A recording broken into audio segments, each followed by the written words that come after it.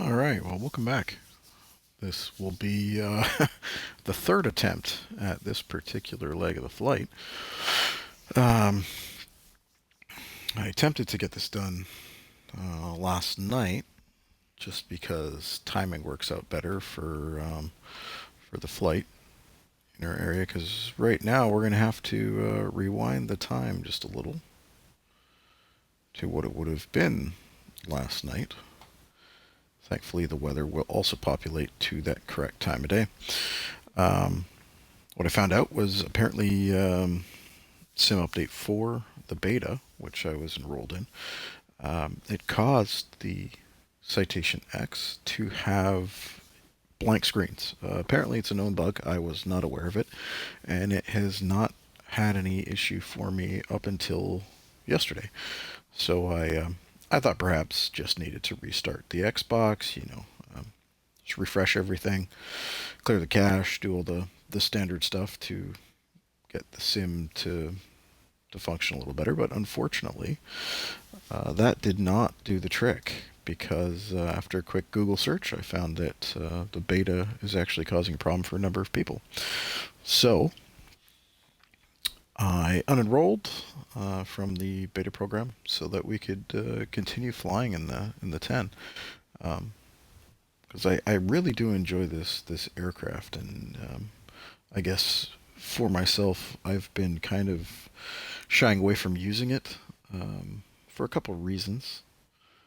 But the biggest one was just that at the end of the day, this thing was meant to go high and fast, and I'm kind of wanting to stay a little closer to the ground, so we can get some views, we can see some things, versus just shooting up to 40 some odd thousand feet and doing nearly Mach 1 in a business jet, which is amazing, but it I feel like it kind of lacks interest. It's one thing to do a world tour in an airliner. You can do fly around the globe in a few days, hitting all the same kind of spots that we're going to here if you really wanted to. But I don't know, it seems kind of lacking. So anyway, I unenrolled, and by the time that happened, I was just kind of out of time. It took me a couple hours to kind of troubleshoot the problem.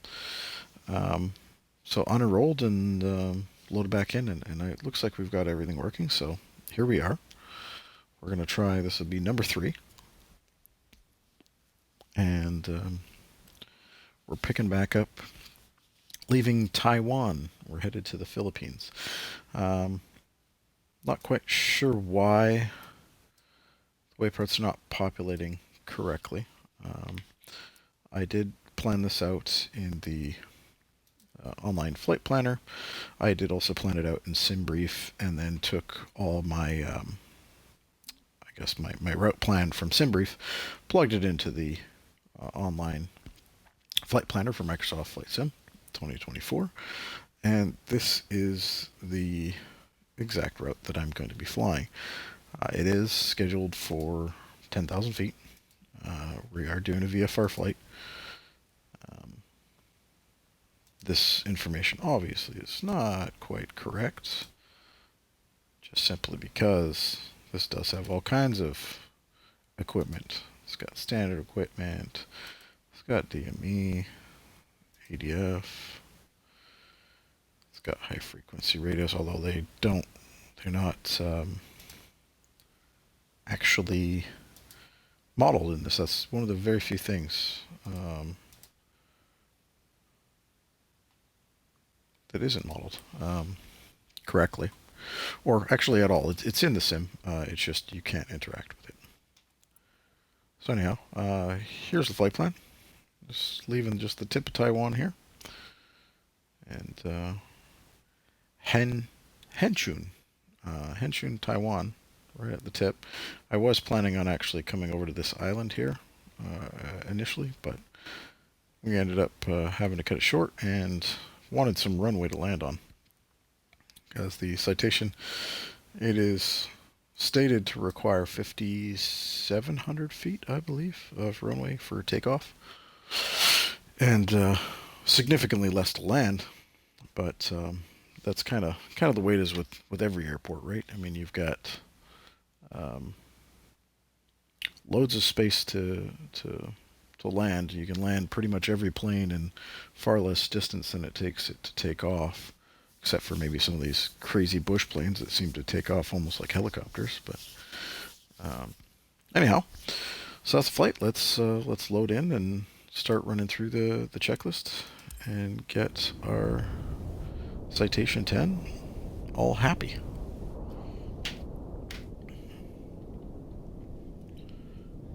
I'm using the TurtleBeach VelocityOne Yoke, and obviously the throttle quadrant comes with it. I've also got the TurtleBeach rudder pedals, so full matching set. And it's been good for me. I've had some issues with the yoke itself. I took it apart to see if it would make any difference, and thought I had solved the problem, but unfortunately I don't think I fully have. My nephew came over and saw a yoke, and what kid doesn't want to grab the controls of an airplane and yank it about? But I think he may have done it a little aggressively, which resulted in, I'm guessing, a sensor or something becoming damaged or getting knocked loose. Ooh. That's interesting.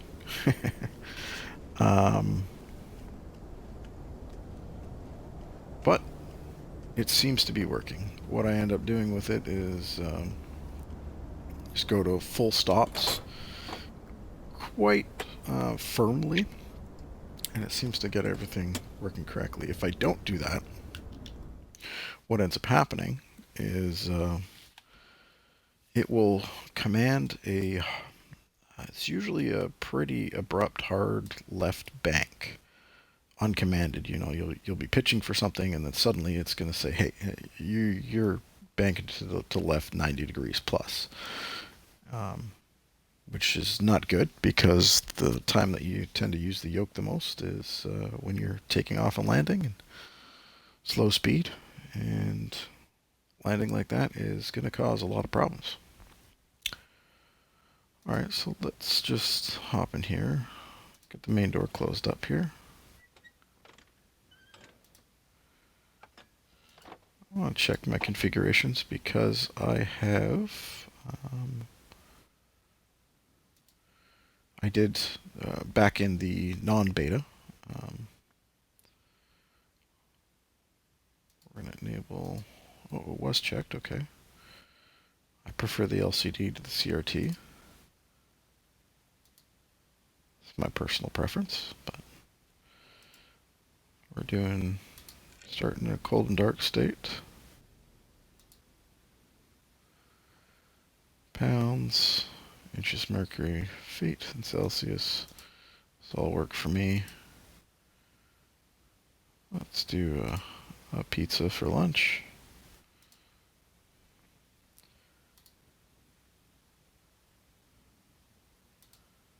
So this is a really simple implementation of Navgraph.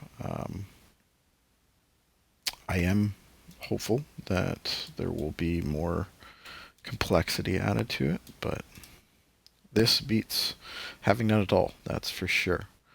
One of the things that I've been using recently is the PMS GTN 750, or PMS 50 GTN 750, which is now a pop-out GTN 750 that you can use in every single aircraft. And it actually adds the functionality of Navgraph and SimBrief to, as far as I can tell, the planes that I have flown, to every single aircraft. So I can, you know, if I'm flying in a Piaggio P180, instead of using the FMS, I can actually go to the GTN 750, load in from SimBrief my flight plan, and send it to the GTN 750 that's in the pop-out, which is right here. I'll pop it out here. It loads a little funny. I'm not a huge fan of this because I cannot control it. See, as you see, that little X to close it disappeared, which now means you can't really move the 750 around. Right? You can expand the display.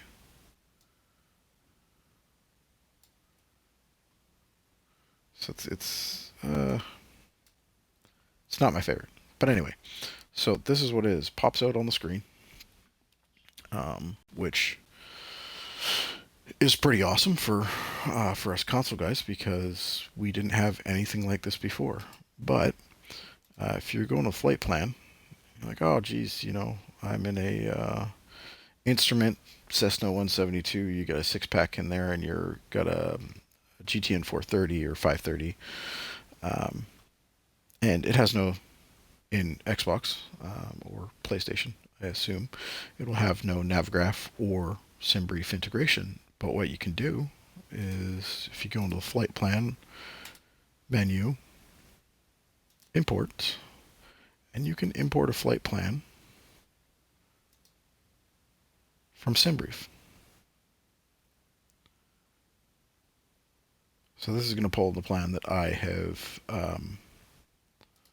I've made for this particular flight. But here it is. Altitude's all kinds of incorrect, but that's all right. Yeah, this is my planned altitude, 10,000 feet. We can go higher, obviously, but that's a very cool feature. You have some other stuff which can be kind of useful. Keep in mind this is with the premium add-on for it. So from PMS 50, you can get a premium version, which gives you a license key that you enter, and you get access to a bunch of features that the base PMS 50 does not have. So some of the stuff are, your vertical track calculator, so you can select waypoints, you can tell it what you want it to be at. This can be helpful if you don't want to do the, mental math or pull the calculator. Your fuel planning, can use onboard instruments to give you your fuel burn, estimate things like that. Checklists. This I do not know how to use that exactly.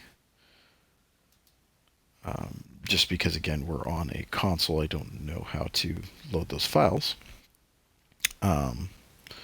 ATC, if we had the ability to be on stuff like VATSIM or Beyond ATC, it allows that.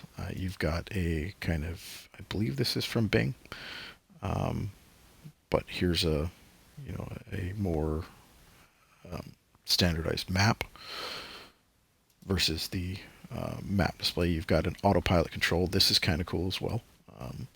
A lot of planes in Flight Sim actually have the functionality of the autopilot, but it may not be modeled, so you can't, select your heading, altitude, all those things. But the plane actually does have it. I believe one such example is the Icon A5, where you cannot, you have no autopilot, but it is modeled and available. You just have no command over it through the instrumentation. I haven't tried this, but that's one plane I'd like to try. Or if you got basic autopilot, you can hit a button and you've got level flight and things like that. But this gives you all of your standard autopilot controls.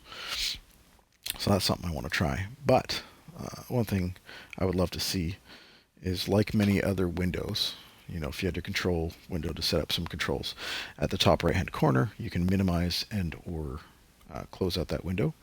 This does not have the ability to do that from what I can see so far. So if I click that again, it's gone, but I have to wait through, the whole loading process to do that all again. It's a lot of time. I find. I mean, some people may not find that too inconvenient. For me, I'm not a big fan of having to sit there and wait while it loads up. It also kicks off the flight plan, so you have to re-import that. It doesn't save the state that it was in when you closed it. So that's another minor inconvenience. But overall, it's really nice to see. Obviously, with a lot of things in the simulator, you can always find improvements. Yeah, it's okay. So let's hop in here. Let's go to our location. Oh, no, not near starport. I want to go. There we go. All right. So we're on the ground. We've got our standby power can go on. Emergency lighting can go to arm. Battery 1 and 2 can go on. ICAS power can also come on. We're going to go to APU checklist. Left hand and right hand are both in normal. APU started disengaged is, let's get that out of the way. Right here, it's in normal. APU master switch can come on. That's going to give us some lights here. We're going to hit our test button. So you see the annunciators directly above the LCD panels right here. You also see a master caution. I believe this is a fire warning and some annunciators for it. So the test works. APU generator switch can go to the on position. And which one's the duct?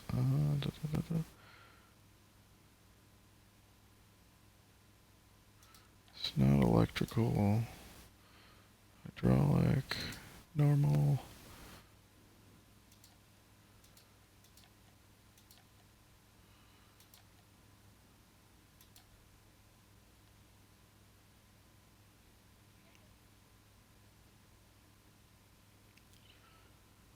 DC volts is 22. We've got 28.1, plenty to start. And with the start switch, you're going to up and hold it, and it will click itself off when it has started. You'll start to see amperage come up, APU. EGT is going to start coming up. We're going to start seeing voltage change here. Let me get over to a better angle here.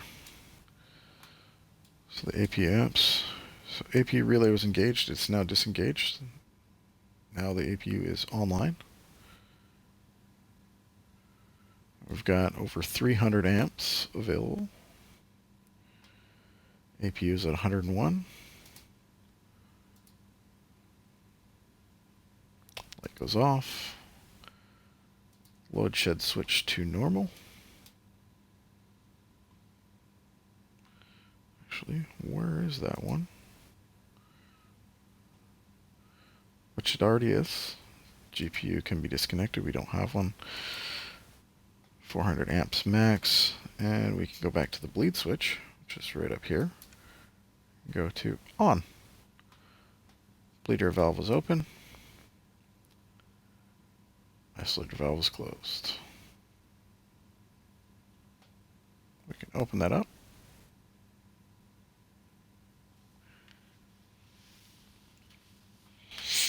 Okay, so let's go back to the engine start checklist. APU starts done. Avionics power, use this to get back over here. Avionics power can come to on. We're going to go to our IRS and we're going to align it. So both sides. Now it is currently set to real world alignment. Which means it can take some time. Hey, what's up? What's up, John? Yeah, for sure, I can add you up on Discord. Thanks for popping in. So, we're going to get the align message here. It's going to take a little bit of time. But let's go to our position initialization. We're going to load it from our current GPS position, which is also our last position. Click the load button. I like to click it on both FMS, even though you only have to do it on one. And it's going to start populating all the lovely stuff. Now we're going to go to our nav page, which is going to give us a bunch of information here. What I'm interested in is right now SimBrief, my profile. I'm going to recall my flight plan that I've got in there. It's going to take a moment. You're going to recall pending. If it's incorrect, it'll have failed, but if it's correct, it'll populate just like that. So we can run through this. Well, we've got system is aligned. Oh, nope, nav is ready. So we can switch that over to nav now. And our IRS is aligned. I'm going to pull back to my flight plan here. Let's have a look. So it is still 3-2. Depart on 3-2. Add that in here. Have a look through our flight plan. Make sure there are no discontinuities. That everything is displaying as I expect it to display. And we'll hop into performance initialization. Aircraft type, we're not going to change any of that. Go to the next page. So I'm not going to go for a max speed cruise. I'm going to go for a long range cruise, which is going to be slower speeds. I'm not going to go for a 300 knot climb. I'm going to go for something a bit slower. 270. Descent profile is going to remain the same. That is not something that is selectable for change. But being that we're going to go only up to planned for 10,000, we're going to be having 300 knot descent is not going to be something possible. I believe the limit is 250 at the altitudes here. So it's saying 47,000 is the cruise altitude. We're going to change that to 10,000 feet.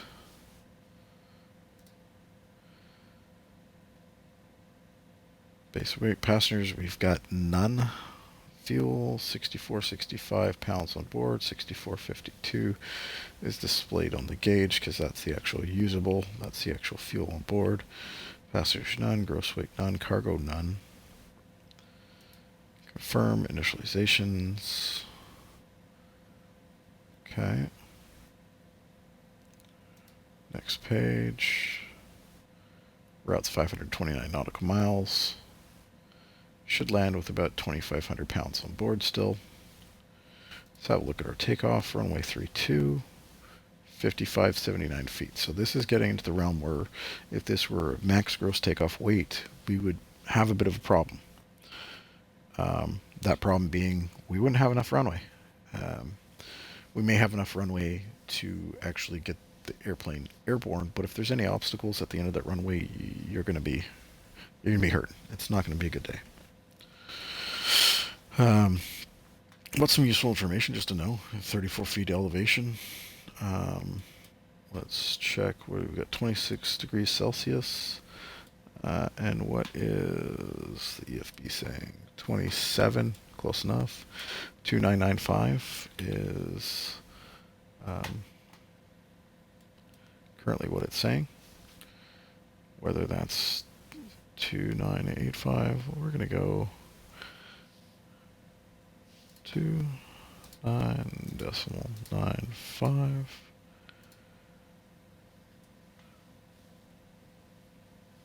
All right, takeoff performance, 0.3% down slope, 94 feet wide. It's got no threshold. We're taking off in the dry. Density altitude of 1409, even though we're only 30 some odd feet. It believes we're at roughly 1400. Not a big deal in this particular aircraft, but that's all right. Anti-ice is off. Flaps 15.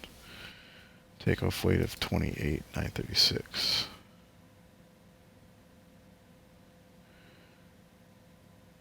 Runway 5579. We're going to use 3063. And what do we got here? 320 at 6 knots.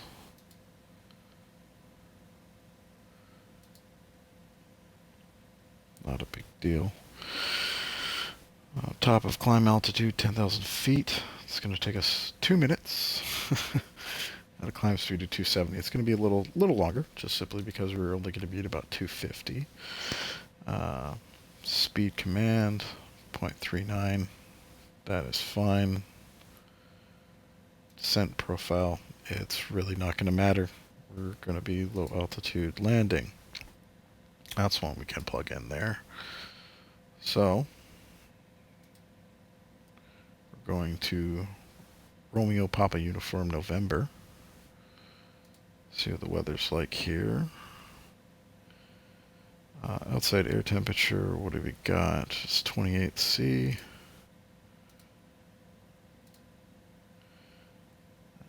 And currently 1065 hectopascals, which, what do we got? 1065, 006, my mistake.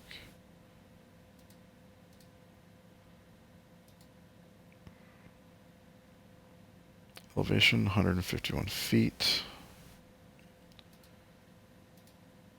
151 feet, perfect. Runways is recommending 04. Runway 04. Don't believe there's an approach or arrival or a star for this. Oh, there is. So let's have a quick look. My route. Runway 04. Instrument.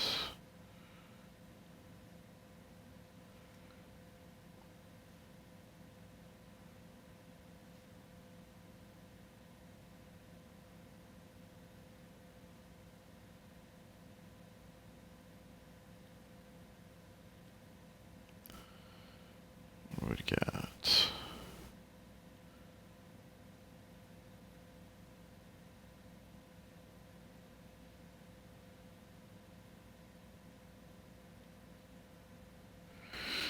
So let's go with the RAGAY 2P.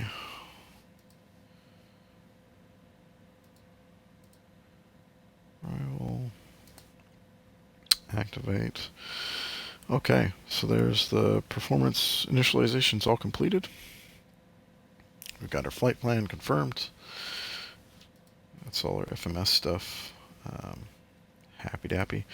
Parking brake is on. Shocks are removed. Cabin doors closed. Passengers, there's none to brief. Seat belts. We can put this on anyway. Exterior lights is required. Strobes. ICAS, check for messages. Engine, right heat, no takeoff. Park brake on. APU on. Fuel boost pump left to right. Okay, those are all good. Instrumentation, avionics, fuel quantity is good, I believe. Yes. We're not going to have any V speeds. Takeoff. We're good with that.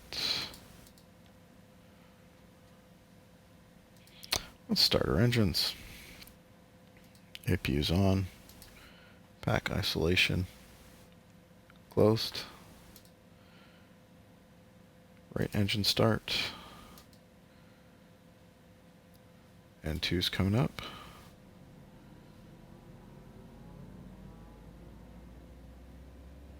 Right on 18%. N1 comes alive. Watch our ITT carefully.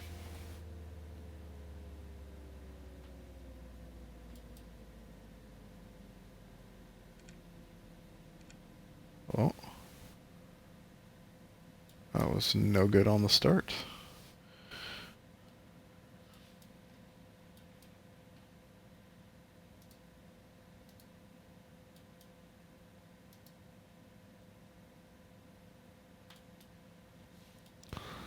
Interesting. Let's try that again.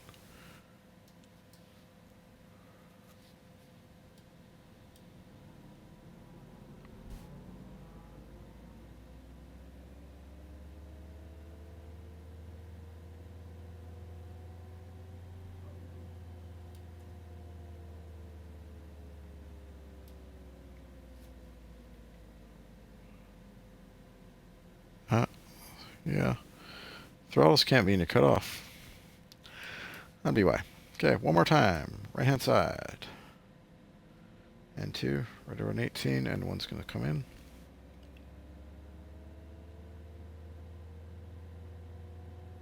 There's the fuel. Watch the ITT. 800 is the limit. 888 actually. But 800 on start.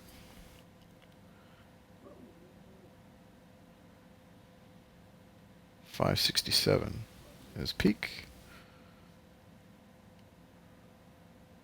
Alright, everything's looking happy. Right engine is started. We've got oil pressure, oil temperature. We've got hydraulics. Generator is on.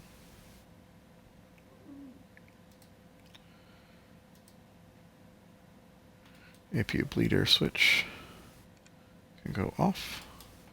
Now running off the bleed air off our engine. We're good here. Not gonna run through those. Second engine start, left hand, click start.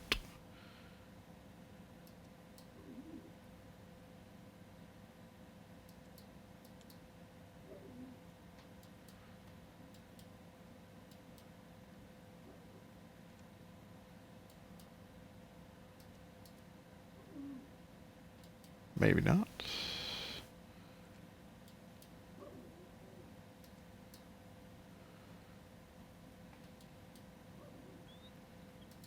Back isolation valve open.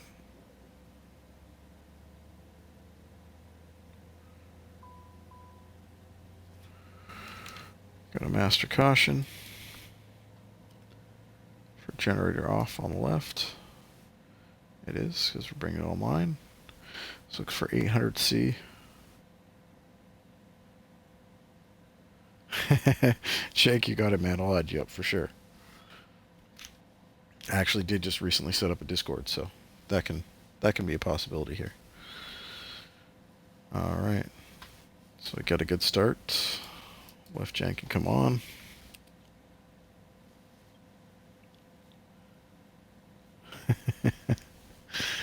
Are you sure you're not a scam bot? You definitely seem like a scam bot. I mean, I've seen you flying bush flights, but that seems pretty scammy.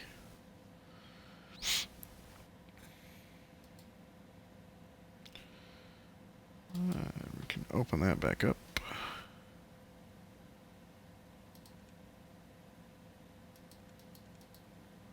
Honestly, not totally sure how that works. Never flown one of these in real life. Okay, we've done all that. Yes, yes, yes, yes, yes. Bleed switch to normal.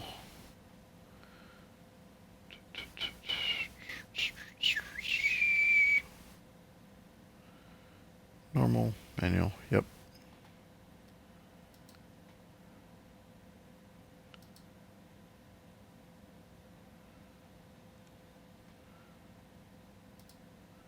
For taxi, flight controls, since you can't actually see them from inside the aircraft, or most of them. Control position, left, right, down, up, left, right rudder.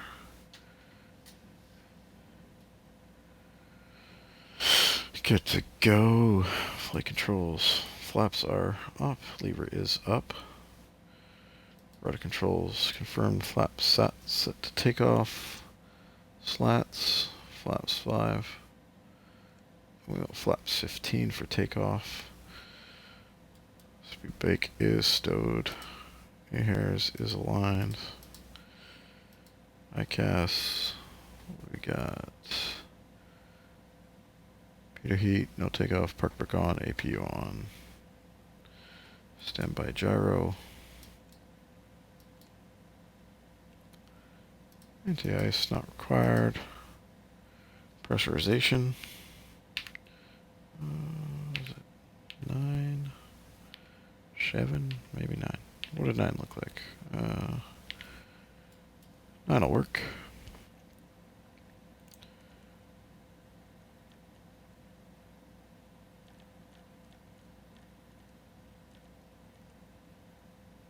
Oh, I'll get to there. It's happy up to 22,000 feet before you got to start messing with it. So we'll be fine on this flight.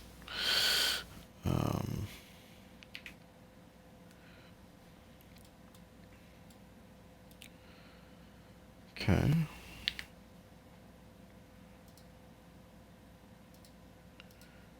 Taxi. Exterior lights. It's sunny over here. That's nice. Nav. Recognition. Taxi lights. Your taxi and landing lights are down here. But I've got them bound, so let's get our taxi lights on. Exterior lights. Brakes. Park brake. Yep.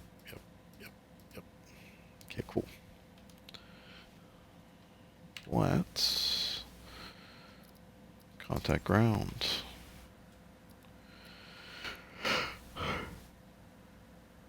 We're gonna park to the south.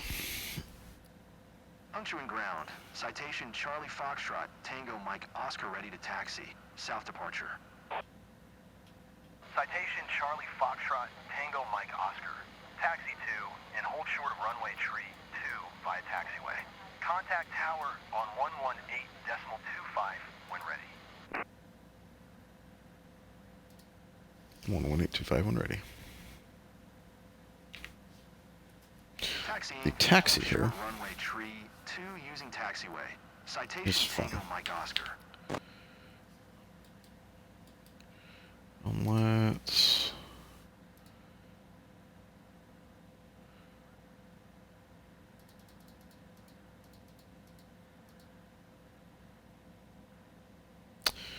so basically turn around.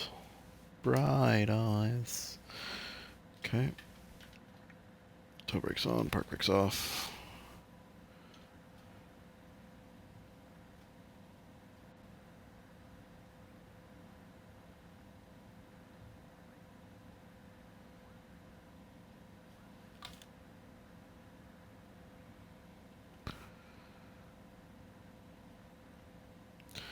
Tighter turning circle than a Cessna 172. Unless you use differential braking, I guess.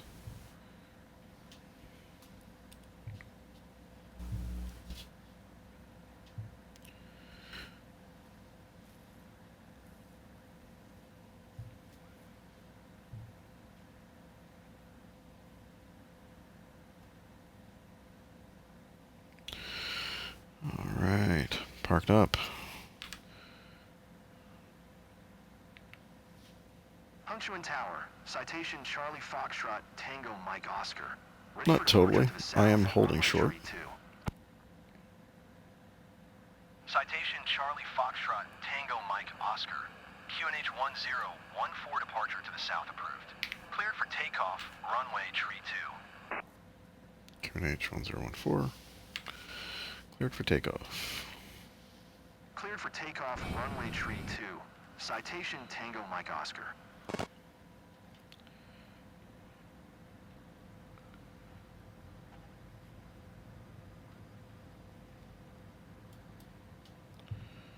Bum, ba-da-bum, bum, bum.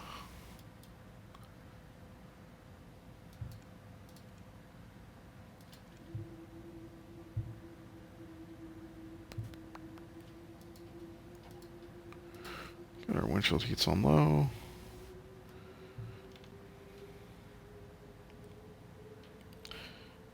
Need to set our trim. Somewhere about there.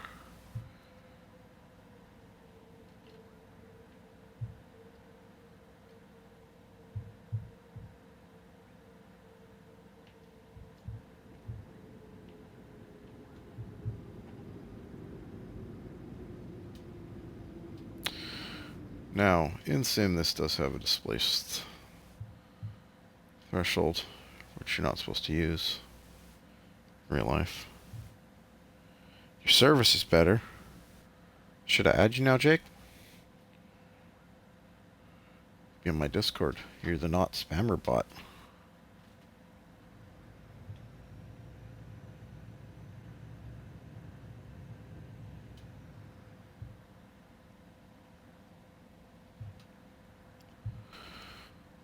We're gonna line up way back here.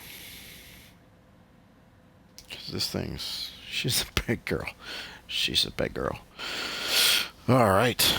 Takeoff checklist. Nope, nope, wrong button. That's the one. Before takeoff, don't need anti-ice. Throttles, cast message, we're fine there. APU's on, seats, that's good. Slats, speed brakes, trims, good. Yaw, damper, and mock trim.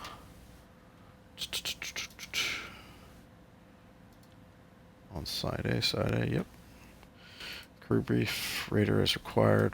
Currently radar is off. Let's put it into standby. Transponder, probably nav. Next page, no, it's under tune. Next page, yep. Transponder. Good. Pilots on, exterior lights are on, engine instruments. Cast is check. Alright, take off.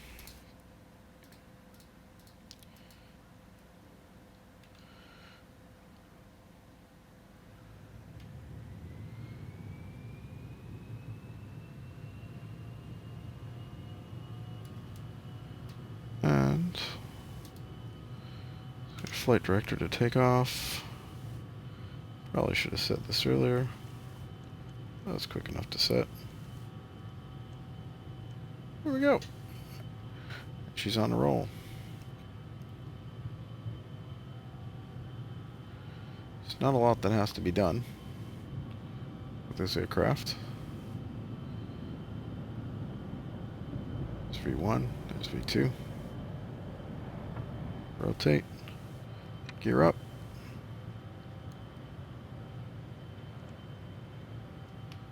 -5. Citation Tango 0, Mike slats Oscar. up. Continue for south departure. Okay.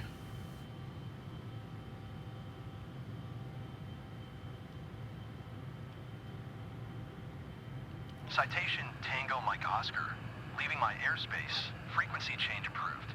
Thanks, Chief.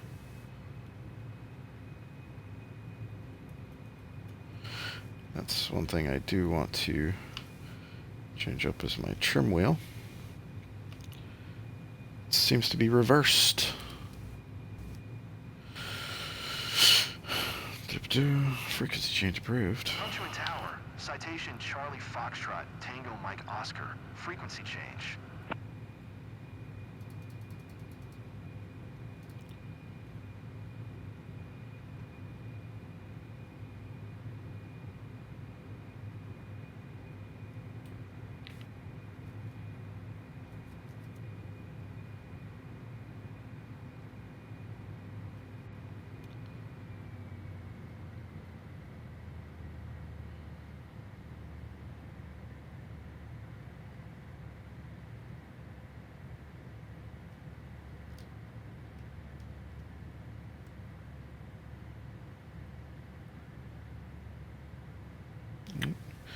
Hate those stupid poles.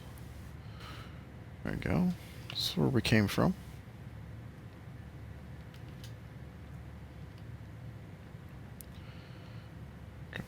Manual. Manual set to 250. That's happy. Let's autopilot on in nav mode. Flight level change. Let's get our climb up here.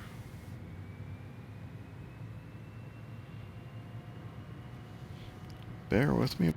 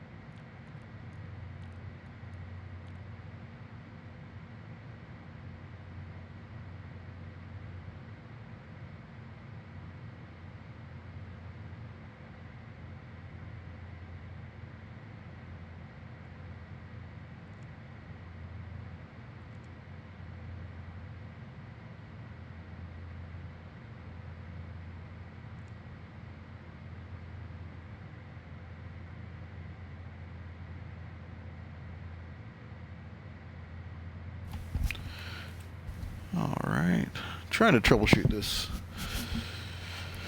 cabin altitude issue.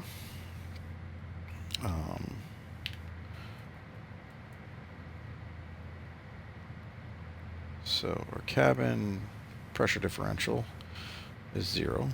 Cabin altitude is roughly 10,000 feet.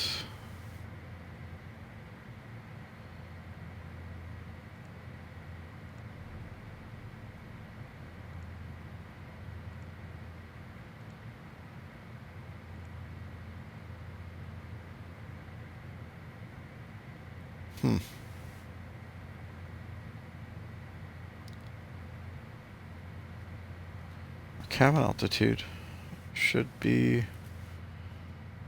fine.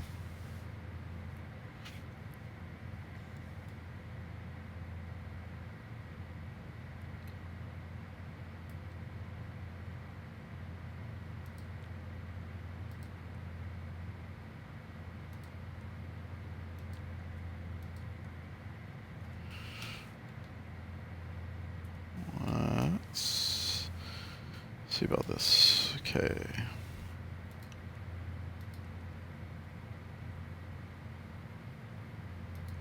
Aircraft systems, electrical,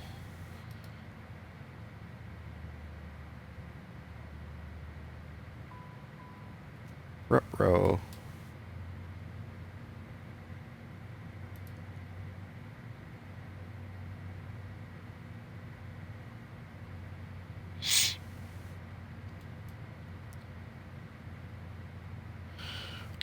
Let's go back to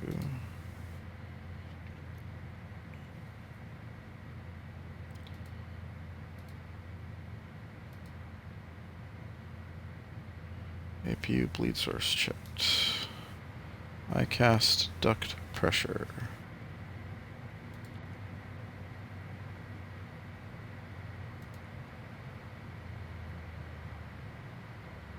Percentage. Normal.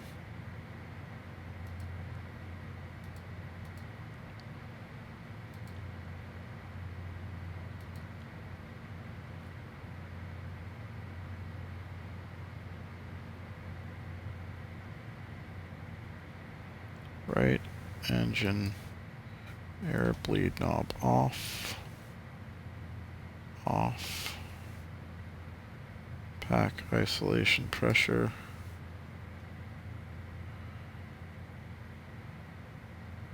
Open.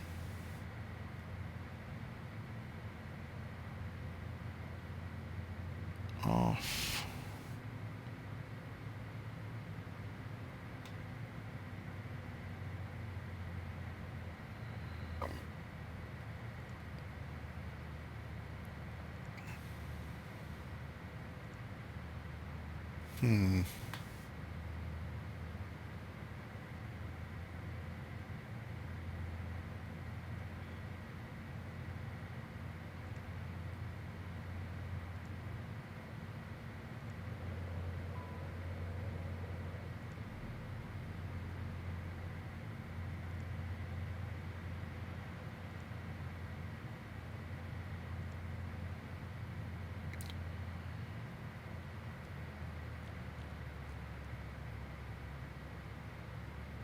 Rate of increase. Max.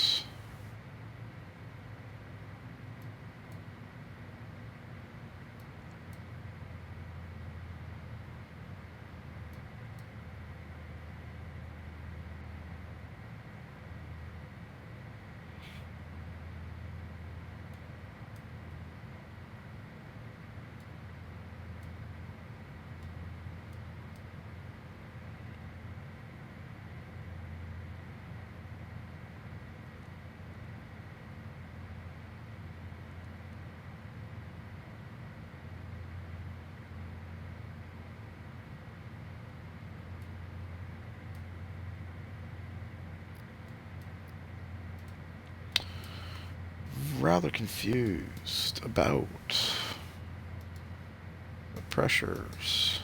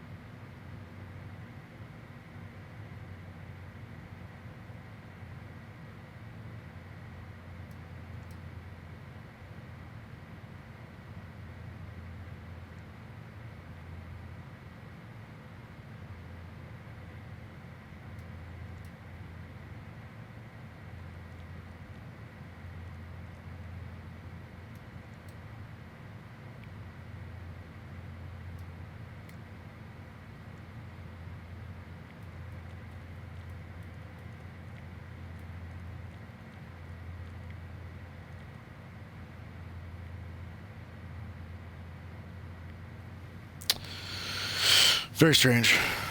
Looks like I'm going to have to do some reading.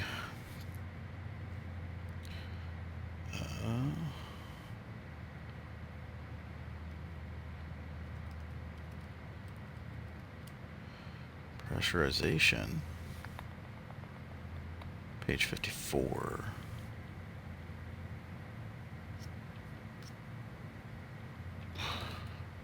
Let's have a look here.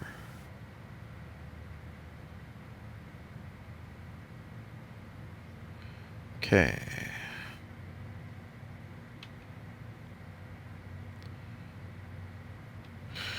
High pressure air from the engine used for cabin pressurization, air conditioning, and ice systems. Before reaching the cabin, the air is cooled and conditioned through the environmental control units, ECUs. Cabin pressure is controlled by adjusting how much air is let out, and a separate valve heats and pressurizes the baggage compartment. On the ground, the system uses high pressure for a strong cooling. Once advanced throttles past 30%, 30 degrees TLA, it switches to low pressure for the 8th stage of the engine. In flight, usually stays in low pressure mode unless throttle settings or anti-ice demand something else. Uses system switches between different bleed air sources depending on throttle position, anti-ice use, and whether you're in air or on approach. On the ground, the APUs can supply bleed air too. It's used for engine starch pressures, the cabin door seals, vacuum systems, and cooling the cabin and cockpit controls. System uses cooled and regulated by the environmental packs to pressurize the cabin and cockpit. Cabin pressurization normal. Altitude select. Normal switch. So let's play over here.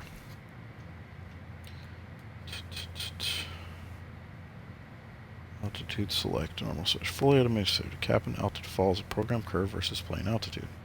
The altitude selector A knob sets takeoff field elevation or landing field elevation to be used as a target for the automatic curve.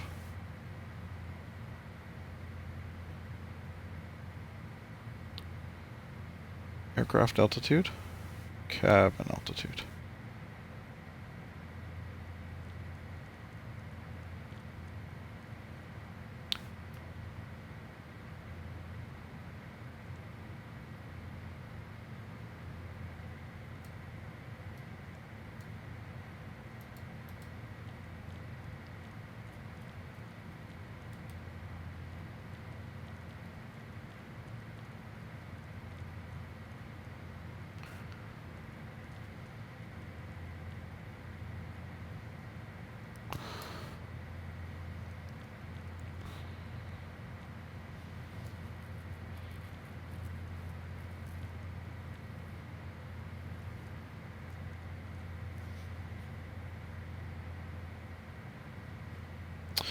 Rate and upset massive climb descent rate.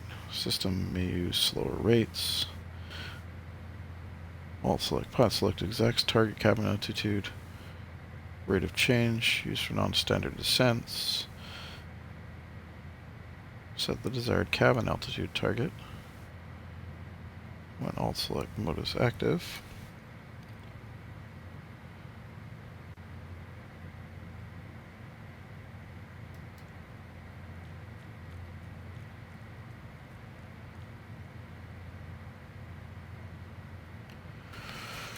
Let's see.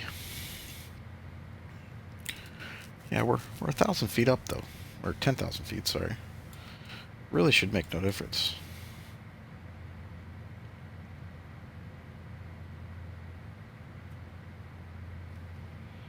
We don't even need oxygen at this flight level. Maybe we just need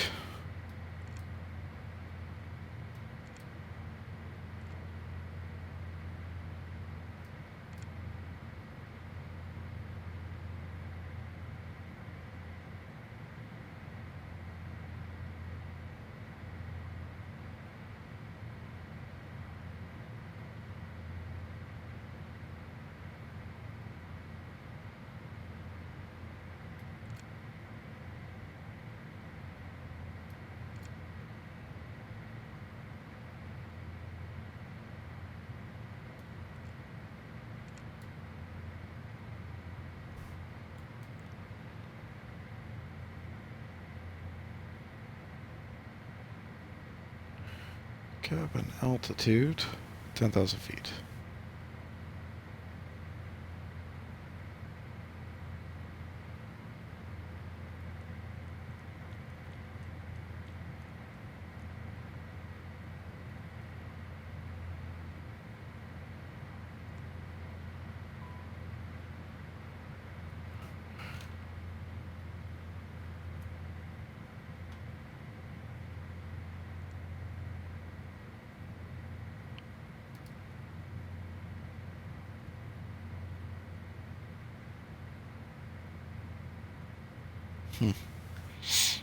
That's a whole bunch of weird.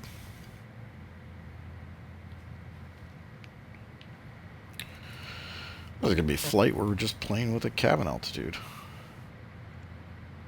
And which position is isolation closed at? Vertical? Or maybe we have to... I think we're going to have to try to do this. Settings. Assistance.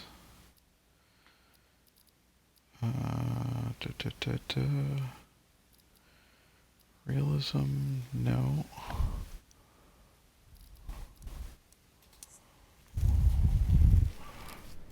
Settings. Accessibility, perhaps? No. General.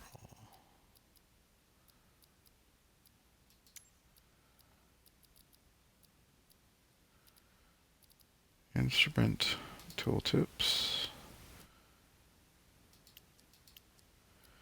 Okay. Okay.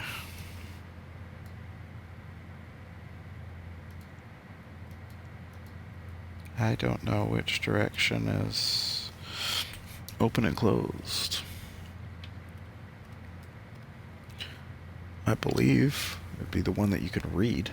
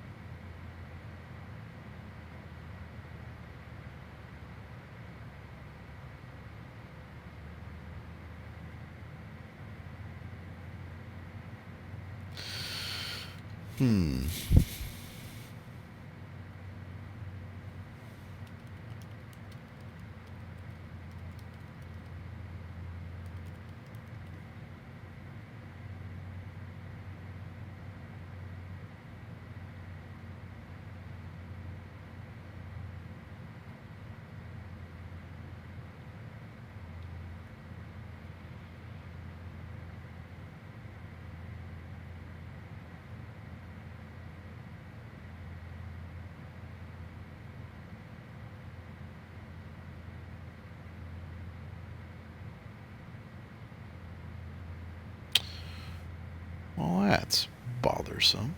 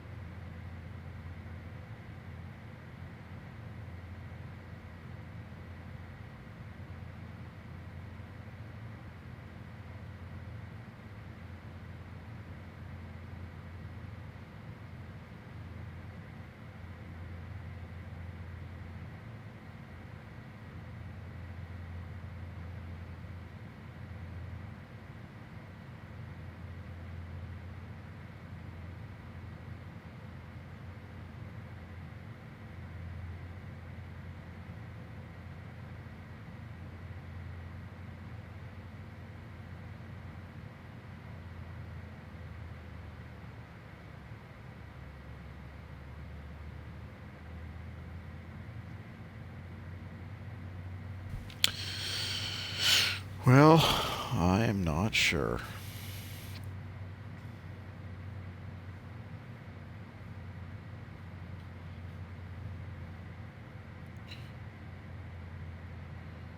Cabin altitude's above 8,500 feet. That's why the amber's on.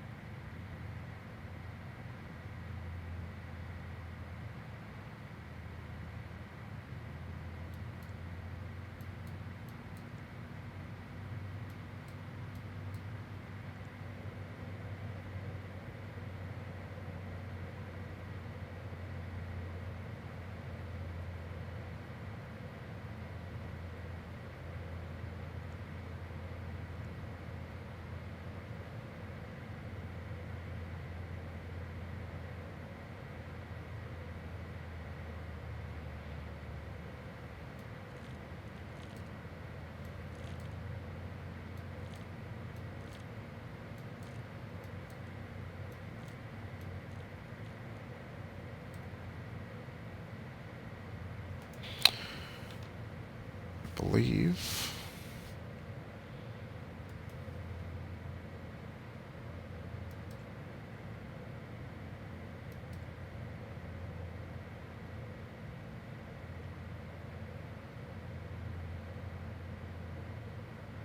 believe that may fix it. Fingers crossed, fingers crossed.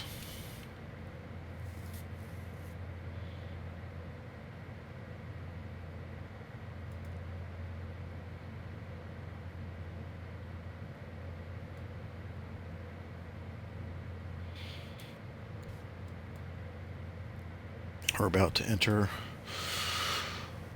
the Philippines, the airspace in the Philippines.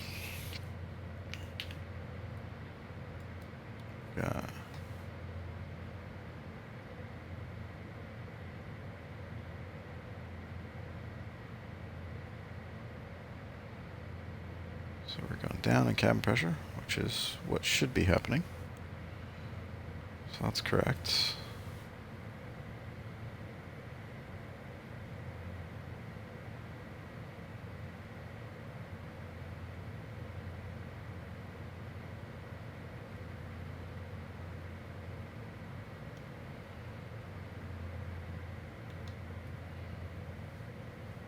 We've got cabin pressure, annunciators gone, cast message gone. Okay, good. That's what we need to see.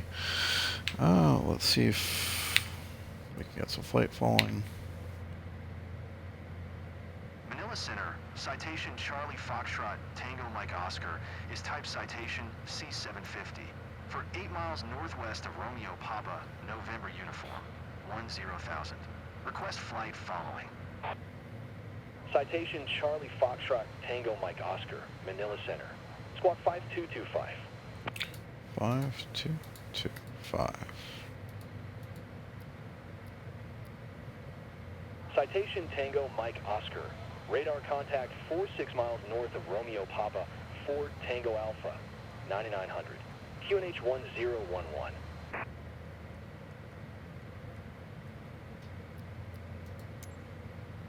Roger.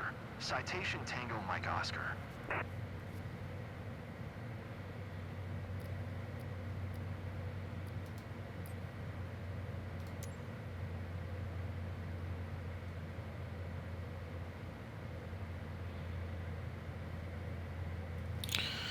All right. So, much better.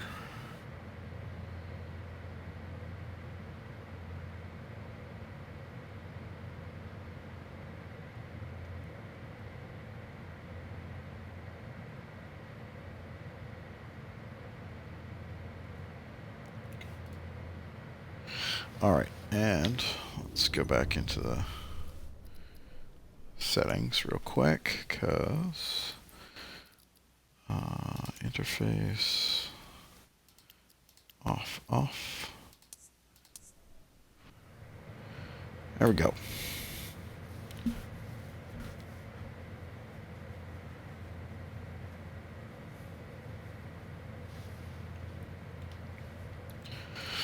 And we can also, I don't think there's not sure where the plug is.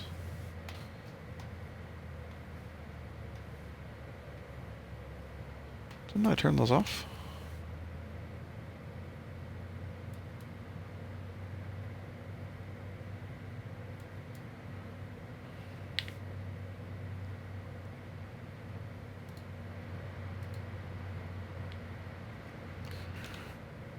Okay. There we go. There are noise canceling. There we go. Quiet it up a little in the cabin here.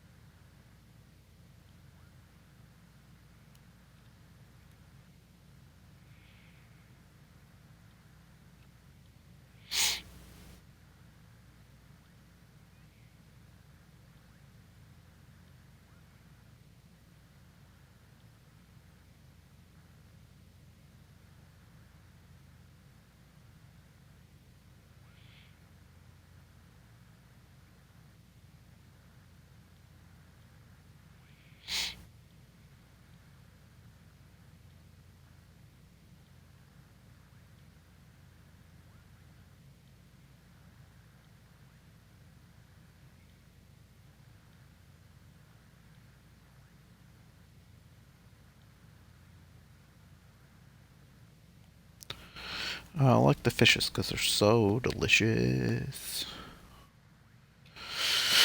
All right. We're cruising along.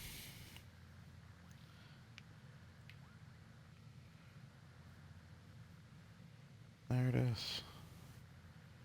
So we are, I believe, officially in Philippine airspace. Philippine airspace? I believe that's correct. Philippine airspace. Or are we? Not quite. We're not quite. We're almost there. We're almost there.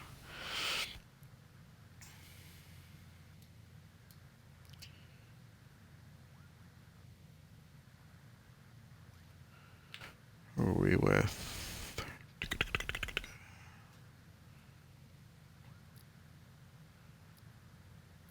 In the center.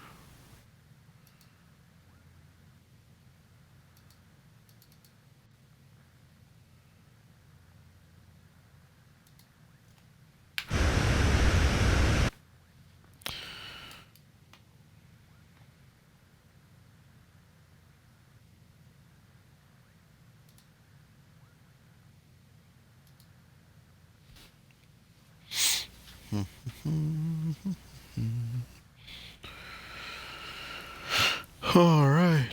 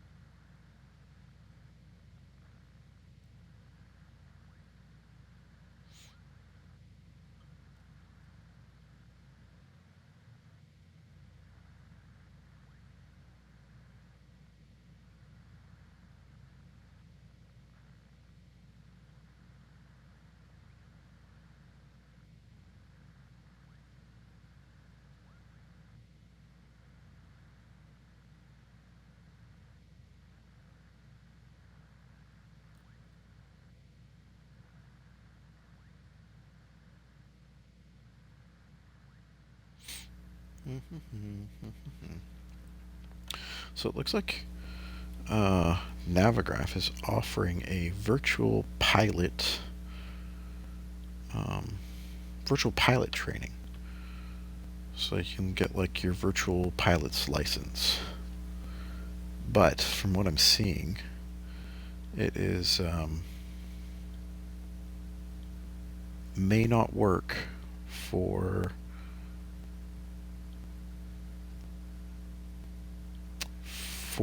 console users. Yeah, because the console doesn't have like a standard integration for Navigraph, a lot like PC does.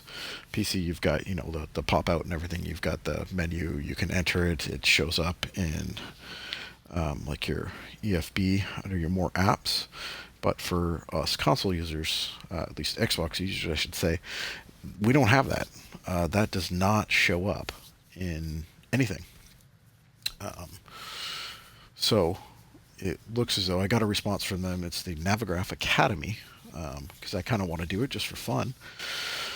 And they said, as of right now, because the integration doesn't exist well for Xbox or PlayStation 5, assumingly, that it will not necessarily track. You can still do everything on it. It just will not give you, you know, your ratings like you would with Navigraph. So one thing I'm interested to do, and I think maybe that'll be something to play with a little later, is they want you to load in the Cessna 172 G1000 version in the sim. What I'm going to see if I can do is keep the GTN 750 on screen, load it in with Navigraph activated to see if that will pull the data that Navigraph needs to see if this works. Fingers seriously crossed in hopes that it will.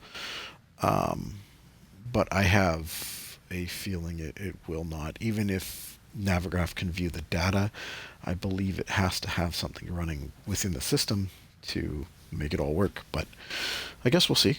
It could be pretty cool. I guess even if you don't have the direct integration, it can still be a learning experience, which should be good.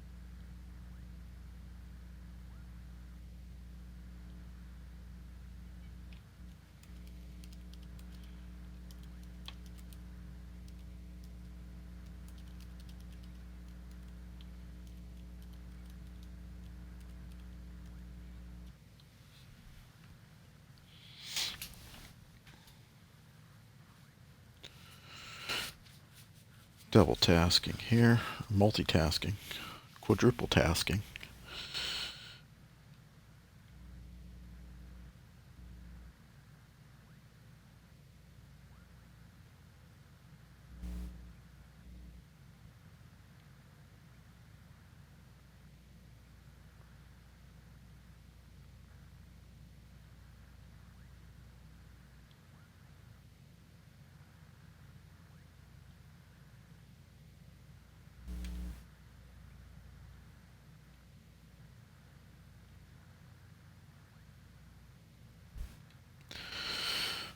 All right.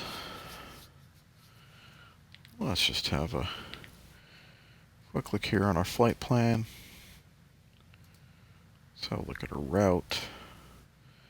Let's see where we're at. We're about the midway mark.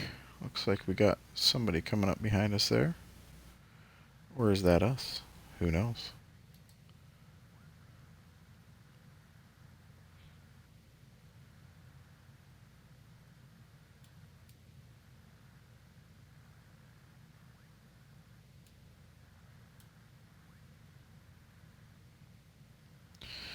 I know there's further down here, right around where we're going to be landing.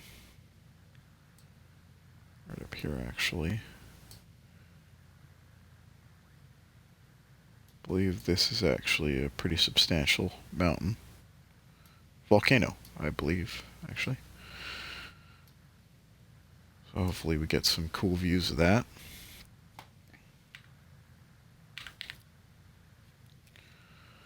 Let's have a look outside.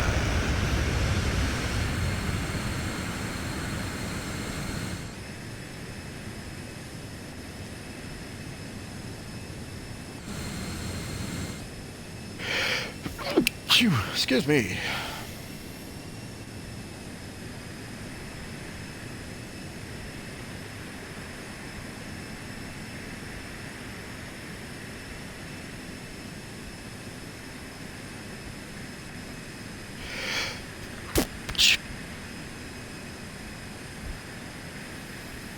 Hope I'm not getting sick with whatever my kids had.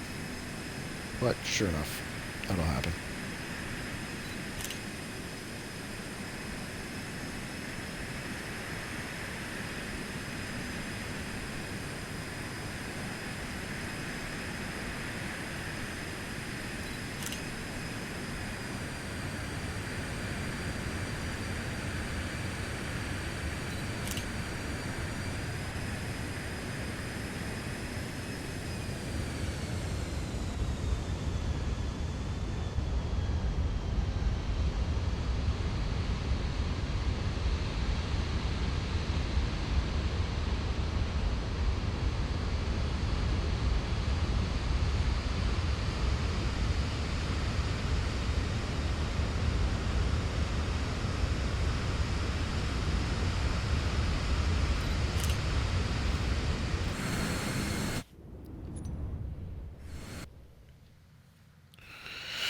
There we go. Now, my TurtleBeach is trying to tell me that I'm low on fuel. With a total quantity of 4260. Leaves me with roughly 20, I think it was 2,200 pounds. So we've got about 2,000 pounds more to burn. So about an hour left in the flight. Should be adequate. Hey, Murph is online. Well, Murph is always online.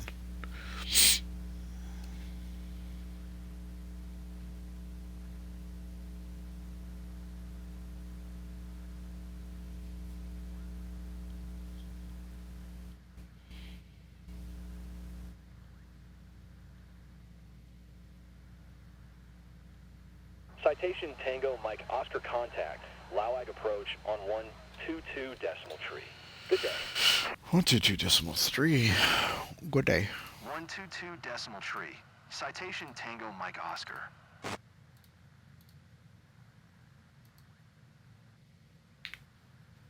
Lauag approach. Citation Charlie Foxtrot Tango Mike Oscar. 10,000. Citation Charlie Foxtrot Tango Mike Oscar. Lauag approach. QNH 1008. Radar contact. Continue.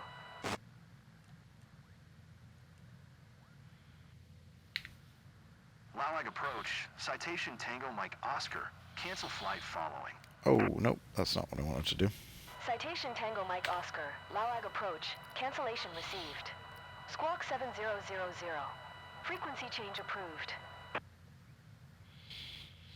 That's all right, though.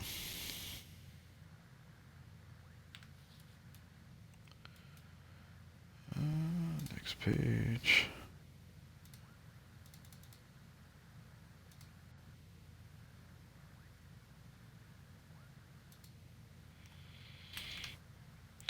in Sim ATC isn't very good, but that's okay. Didn't mean to cancel it, but it's not like we're gonna lose anything from it.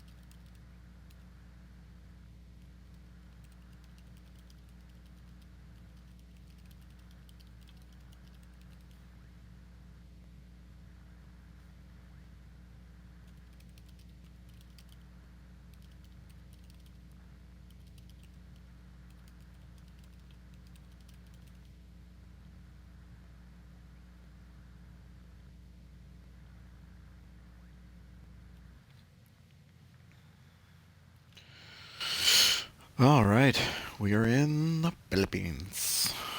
Philippines.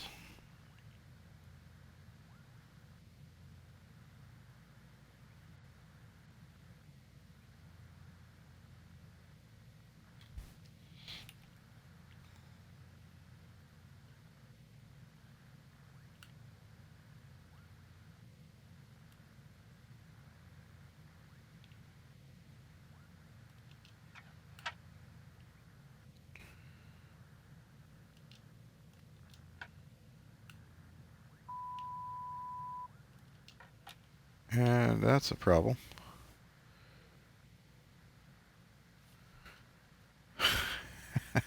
What the hell did it do there?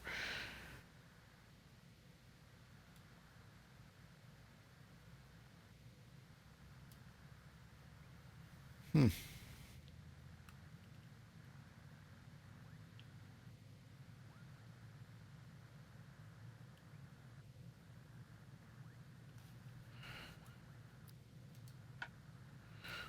Ooh. Some Napa Valley Hawaiian. Some hand sani. Hand sanis and tissues. What else we got in here? A microwave. Everybody needs a good microwave. What we got? Oh, empty drawer. Some blankies. Everybody needs a nice little snug. I think airplane should come with snuggies. Oh, a torch. Or sorry, flashlight. Ooh, look at the snacks. I'll take a 1 delicious and a 1 Dukan cake. No idea what those are, but I'd eat it. Jupiter looked like a Mars bar. I guess that's that's the spoof. It's a Jupiter bar. Should be a Mars bar. Sodas, ginger ales. I feel like ginger ale is the appropriate drink in an airplane. Spray. Spray, guys, you can get some spray. Gorsh chips. Croissant.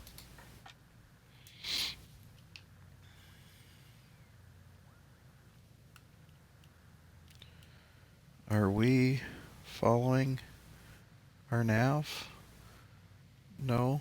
No, we're not. Why are we not? We're circling around. What's going on here? Oh, autopilot, turn off. Come on, you can do it. Autopilotio. See, that's the fun stuff about the console. Like right now, for me to look around, I have to hold a left bumper and then use the joystick. But if for some reason it decides the bumper is not held correctly while I move a stick, it will pitch down and try to kill us.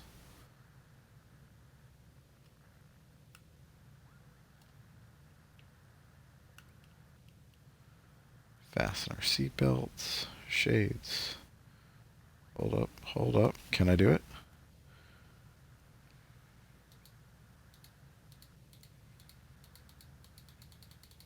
No clicky clicky. To the seats. Can I swivel the seats?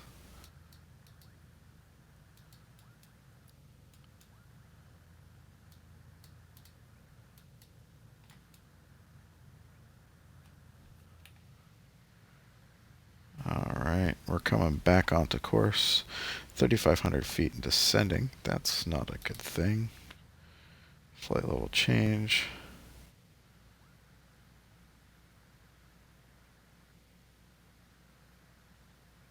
We want to go up, guys. Up.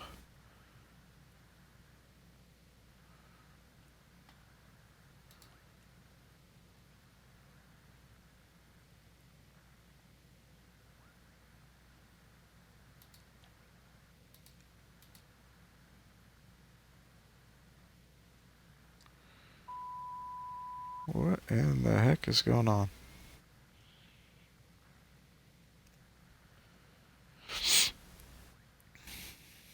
Oh, we're at 12,000 feet. That would be why. Yeah, autopilot. Yeah.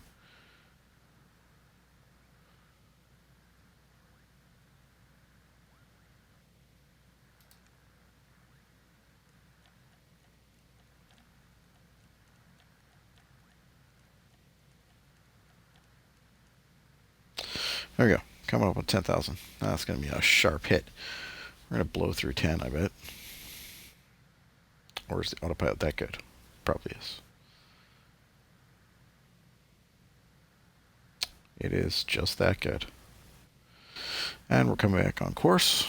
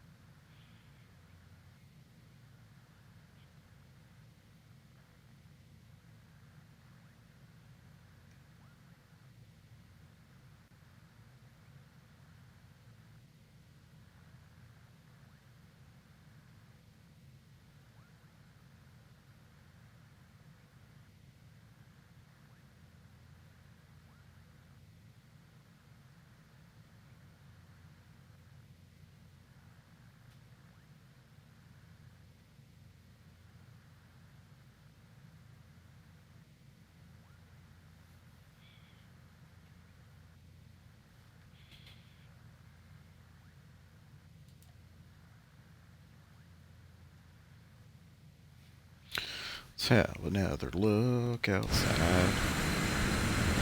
Discussing. Oh look, right there, there's an airport right down there.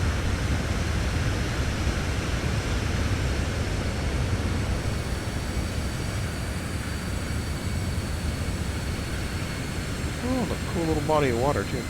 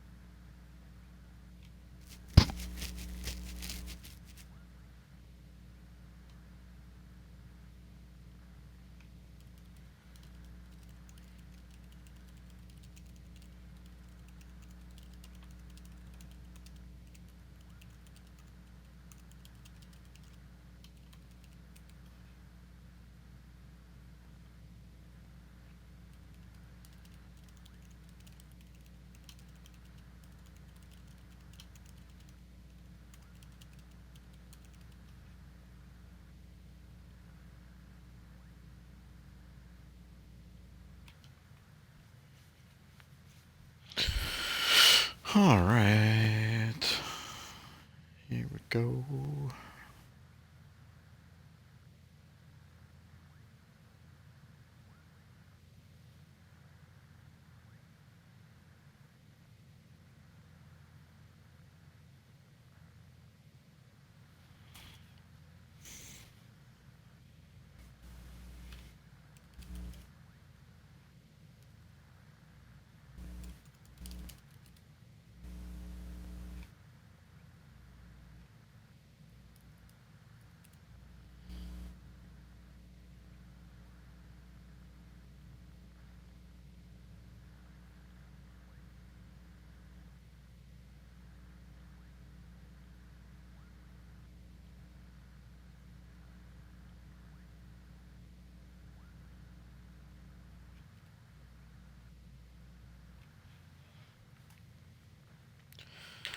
And where are we at here?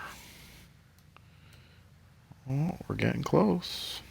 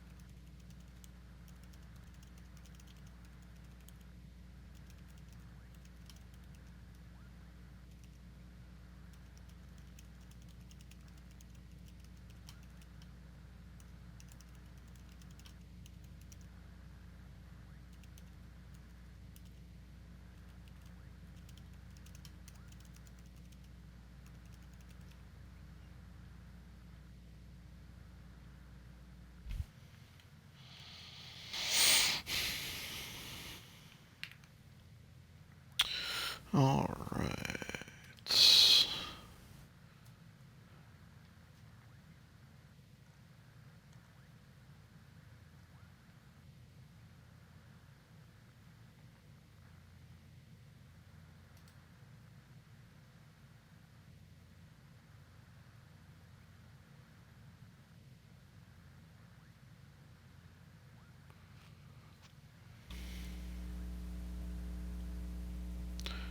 Now let's see if it's gonna recognize the aircraft in NavGraph on a PC or computer.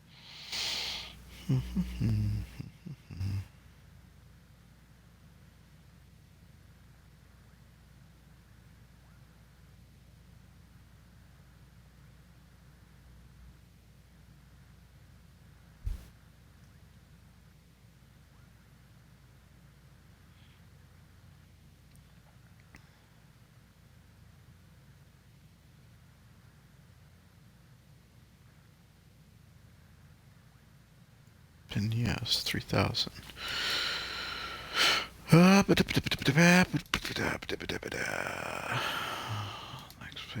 Next page, yes. It's in there. Fantastic. Fantastic.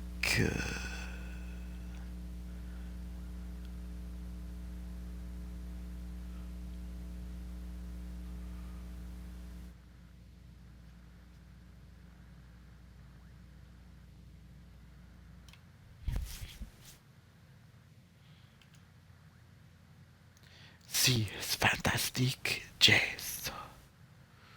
Jazz. I am #1 best. Except I'm not, but that's okay. 'Cause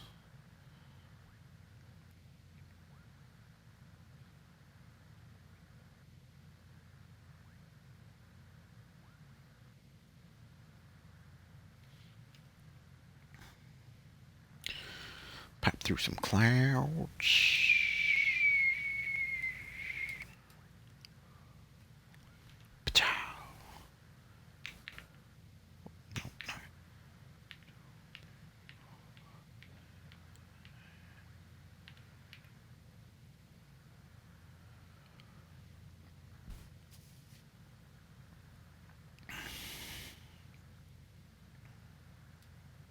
Cebu 65 tree.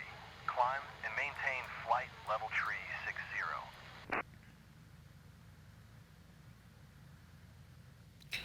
Let's turn that weather on. Chapow.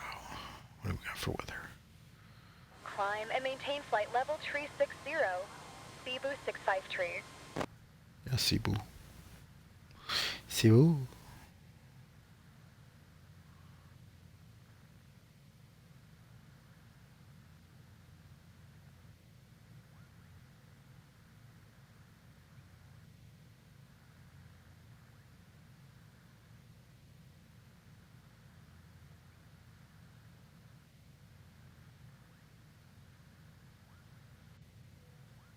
Manila Center, Orient Pacific, 214 tree, 2000. Orient Pacific 214 tree. Manila Center, QNH 1007. Radar contact continue.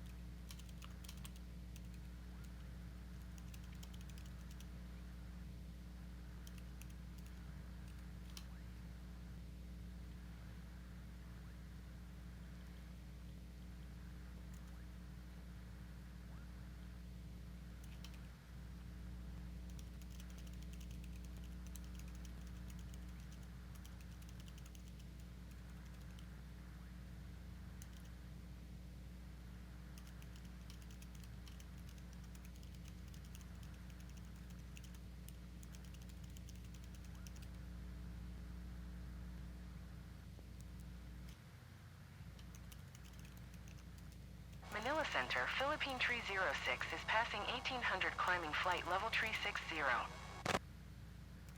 Philippine Tree 06, Manila Center, QNH 1007.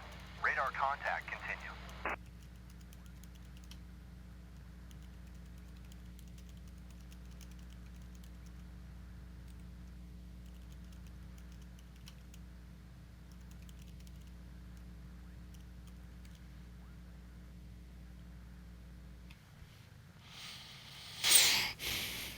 Okay. Yes.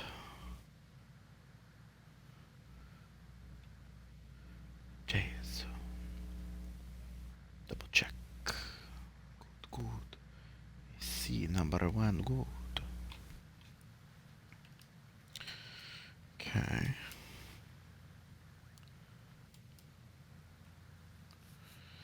Talim, 6.7 kilometers.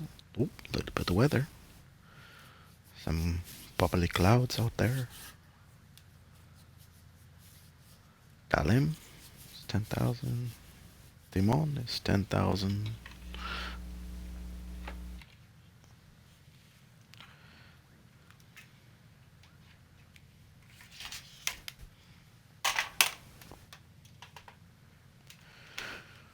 Bear with me one momento.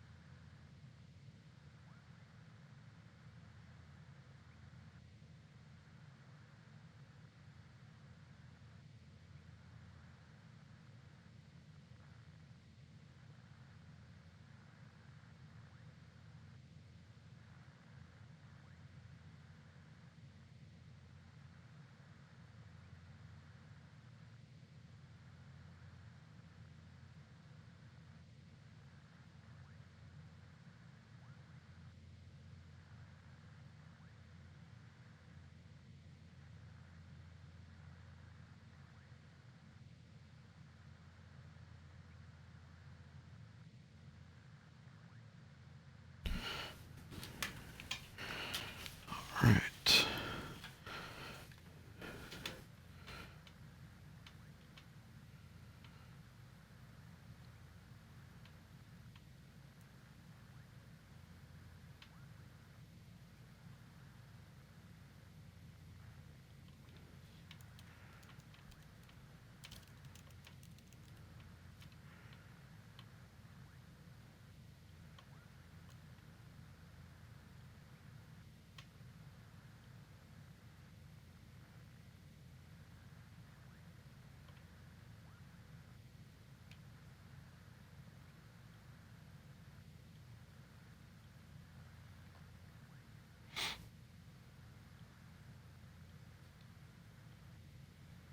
Manila Center, Cebu 112 is passing 2,100 climbing flight level tree 60. Cebu 112, Manila Center, QNH 1008. Radar contact continue.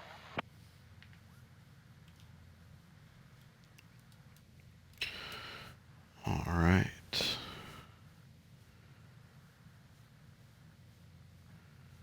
On speed. 18 knot headwind. 21 knot crosswind. 28, not quartering. Okay.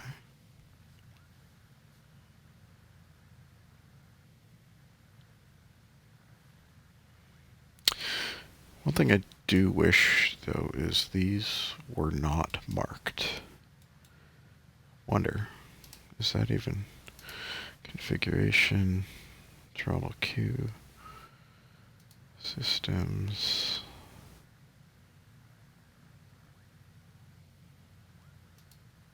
status, units.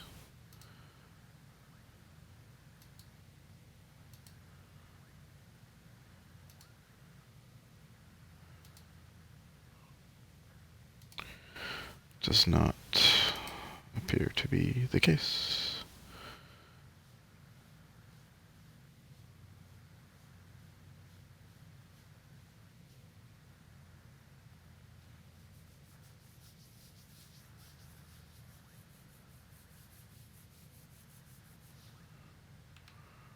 Well, that was some interesting flickering and whatnot.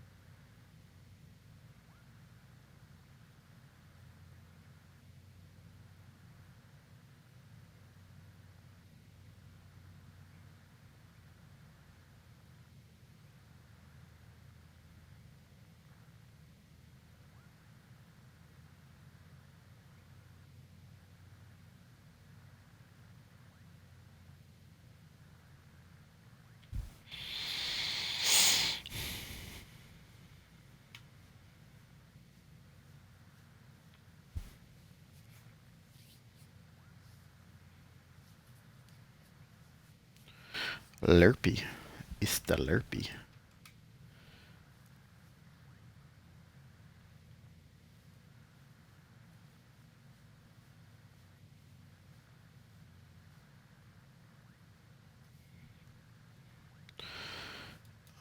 Performance.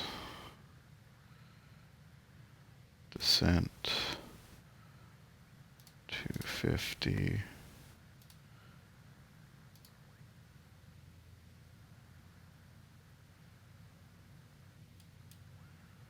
Go.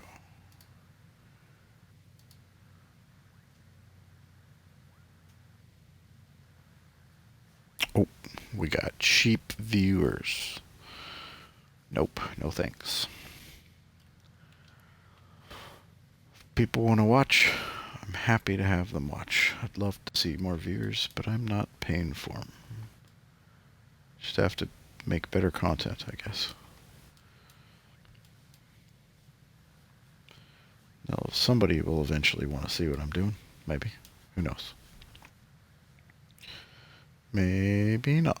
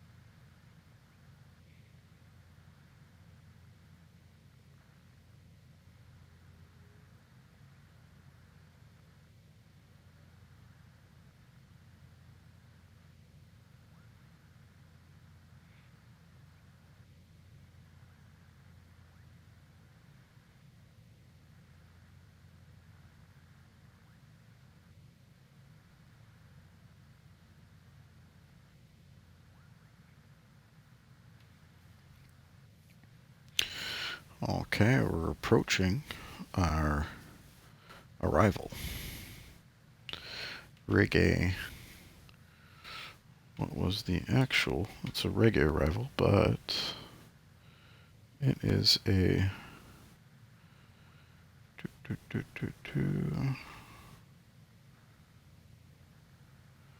RAGAY to Papa.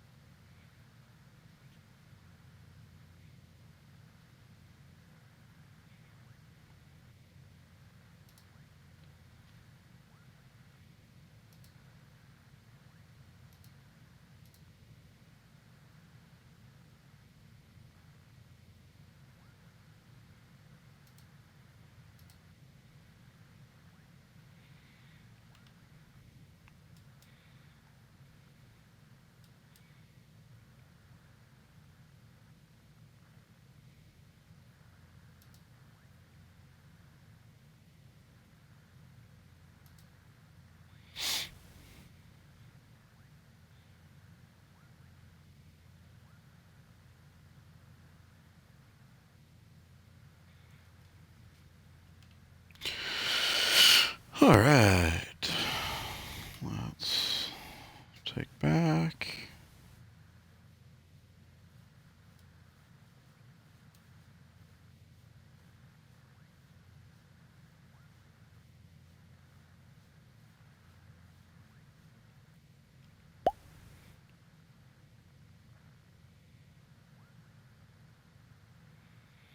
And I see our top descent on our flight plan here.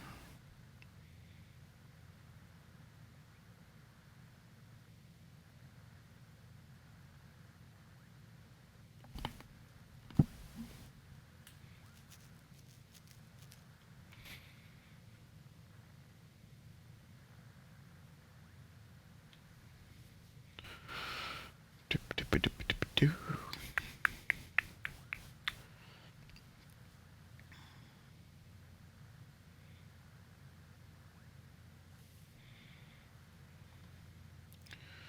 Well, the headwind definitely cut us down in fuel quantity. We're less than 2,000. We're going to land with significantly less than 2,000 pounds of fuel. Right now, we've got just under an hour of fuel remaining.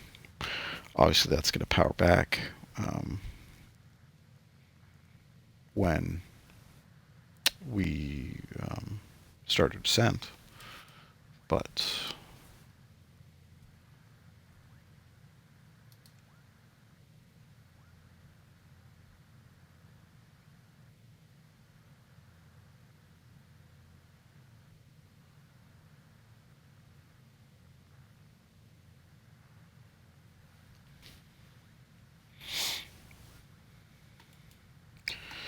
weather radar, let's get our TCAS. Let's go traffic and terrain. Nice to know when you're coming into an airport. Okay, we're crossing over that point here. We just hit it.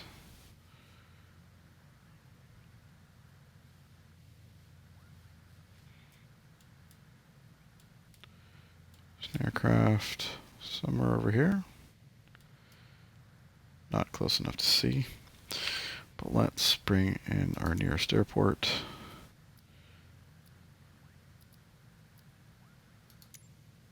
This nearest airport's further from me.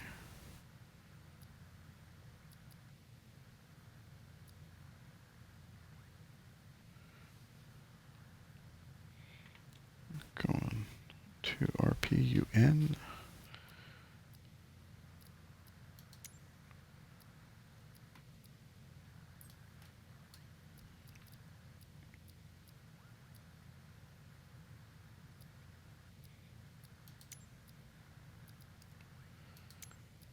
Echo.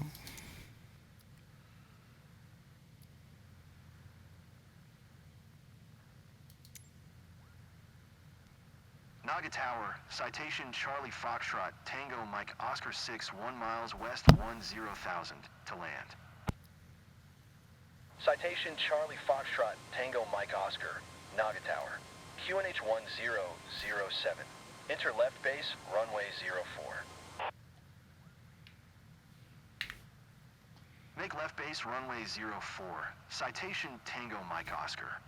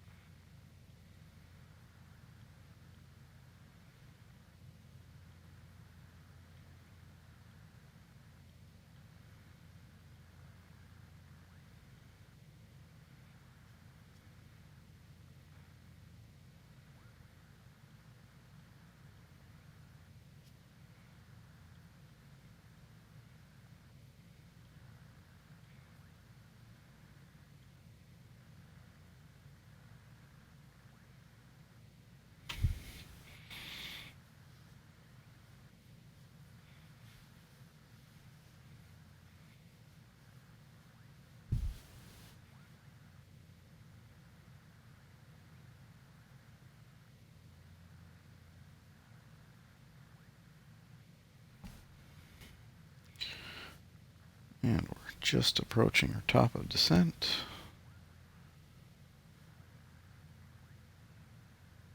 funny because that graphic is almost identical to what is in the Honda Jet, which is cool. I actually very much love the Honda Jet, and it is getting revised for FS 2024, which will be nice. Apparently they're making some updates and changes. I'm not sure what those are going to be exactly, but I'm looking forward to it. I will definitely be flying that one when it does come natively to 2024. You can fly the 2020 version in 2024, and it does work. Works perfectly fine. Obviously, you don't have objects like your pitot covers and your chocks and your engine covers. You don't have any of those things that you can remove or install, I believe, or not clickable if they are. They may very well be things that you can enable and disable through the onboard tablet. But one of the really nice things about the Honda Jet is the fact that it uses the Navigraph Simlink from within the plane.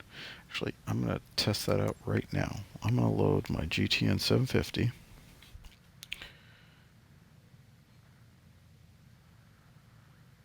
And I want to see if this is built in with a Simlink, because my whole philosophy or theory behind the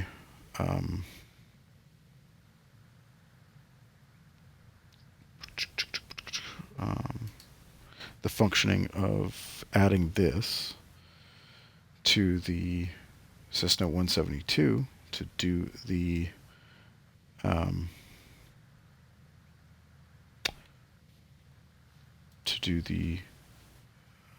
Navigraph flight training, but just trying it out now, seeing if this will populate anything in here.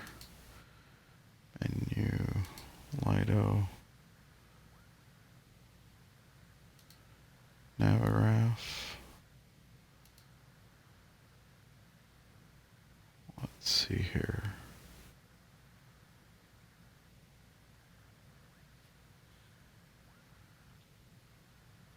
I don't think it'll work.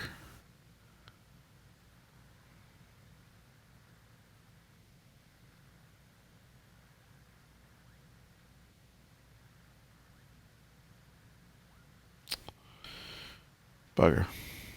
No dice. Still going to try it in the 172, I think, but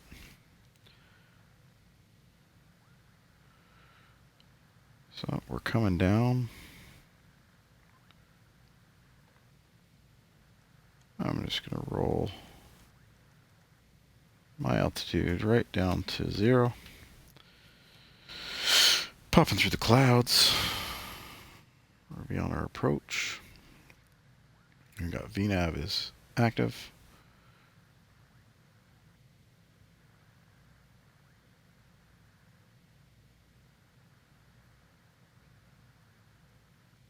Oh, was that lightning out there?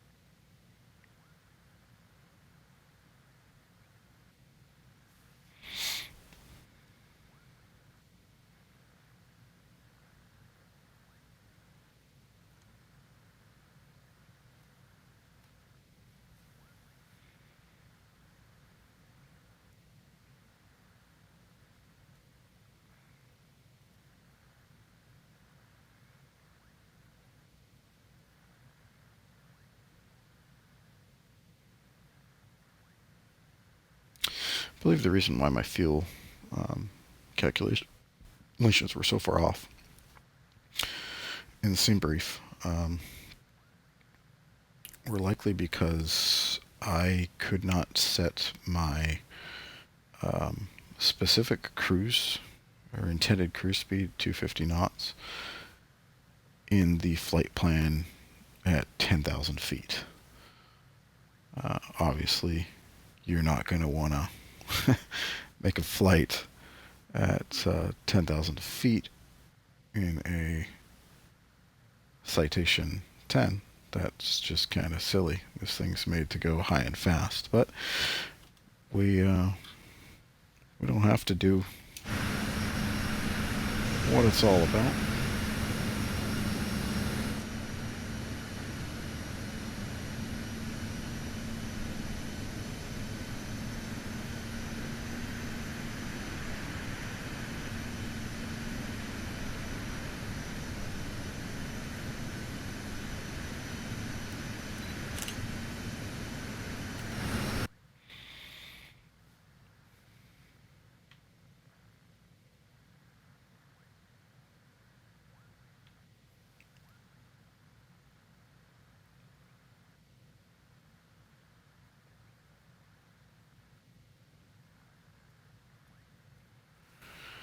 And let's check our pressurization. Cabin altitude.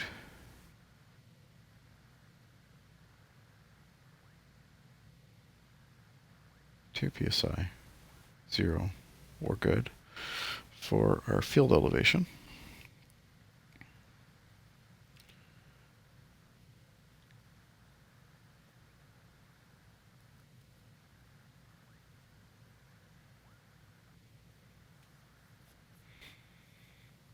Next step down.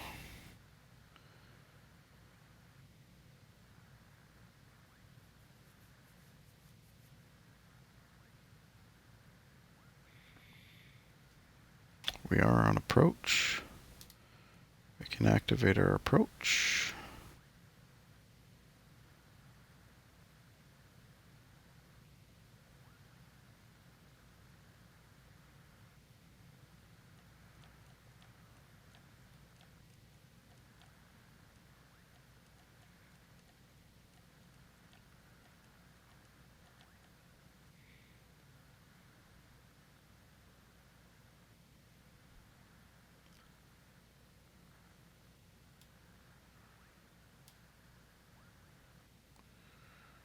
Get some flaps in.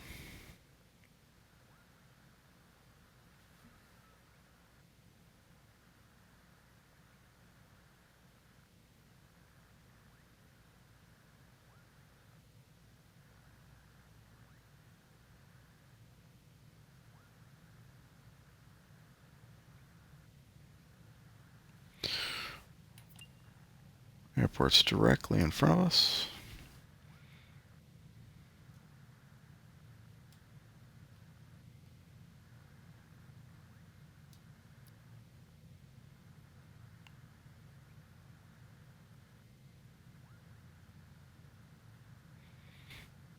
Actually go flaps 5, go flaps 15 in fact. And that is what we're going to do. Gear down, we can have down at 210. Let's get our gear down. Let's bring up our checklist. Approach. Crew brief, avionics. Let's get our landing lights on. Minimums.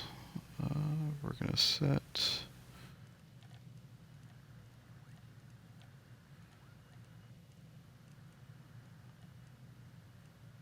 300. Radio altimeter minimums.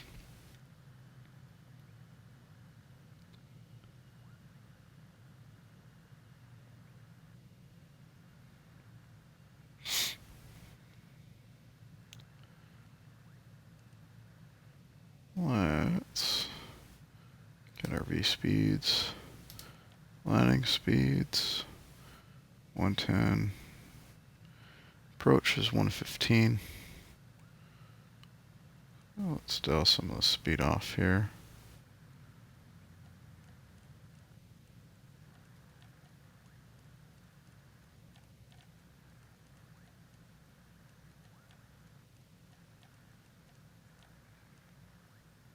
One 15.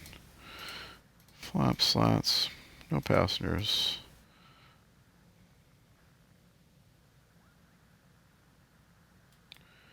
We got our ignitions on.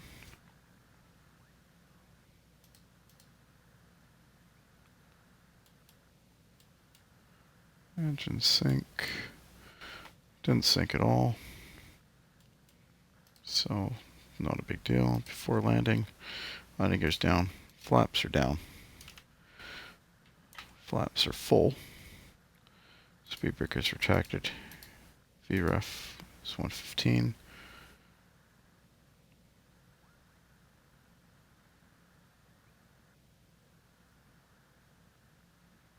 We've got our glide path.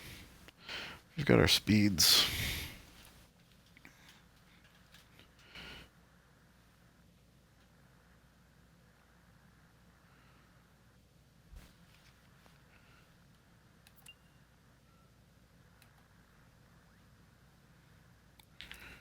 We're just about there. So Navigraph. Citation Tango Mike Oscar, wind 0 tree at 11. Clear to land runway 04. Clear to land runway 04. Citation Tango Mike Oscar.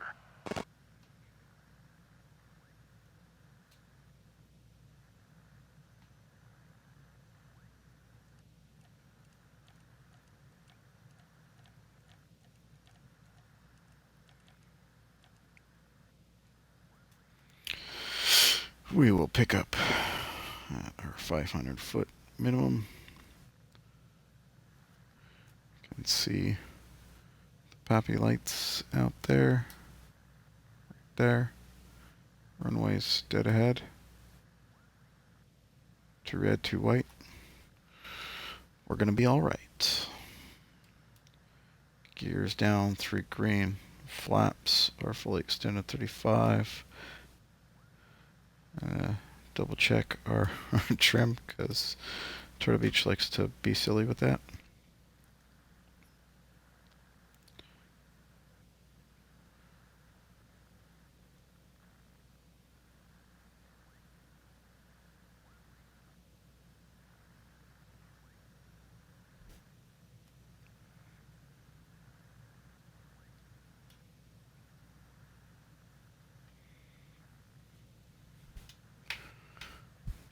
Flaps are down.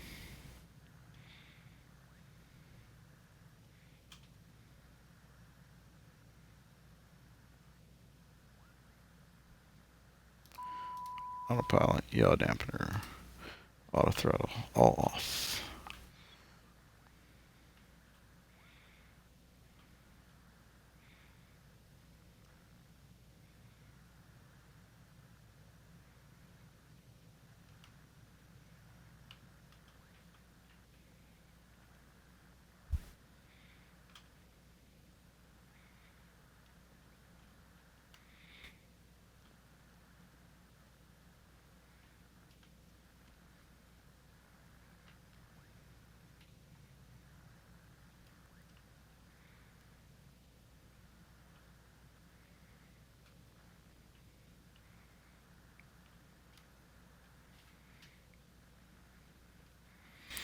Slightly off center. That's correct. Power to idle.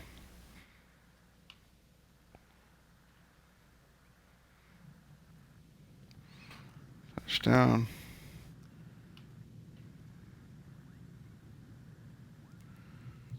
Reversers. Braking. Citation Tango Mike Oscar, turn next taxiway.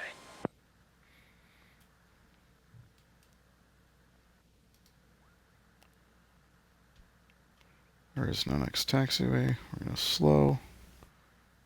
Take out some Citation taxi Tango Mike lights. Oscar, contact ground on 122.1.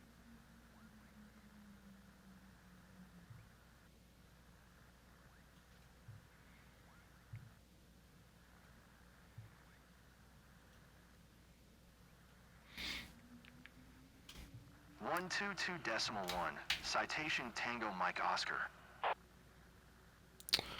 All right, we are on the ground. We made it.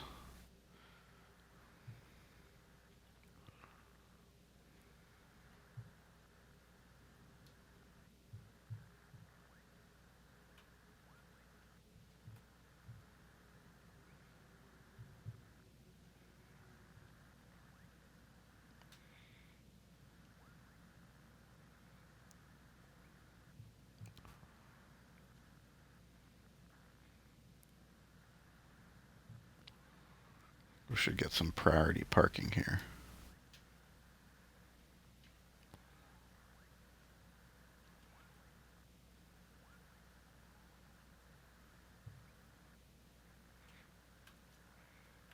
Parking brake is engaged. All right, we are here. We've made our flight. We've got down, we've touched down. Let's quickly run through our shutdowns. Park brake is set, anti-ice can all go off, which is just in this case, oops, windshields. Got pitot-static. All those can go off. Thrust reversers. I can go cut off. So the engine's coming off. IRS knob can go to off. Radar to off. Gyro caged. Standby power to off. Ignitions can also go off. ICAS, avionics. Gen can go off. Batteries can go off. We're going to go standby lights. Got those off there.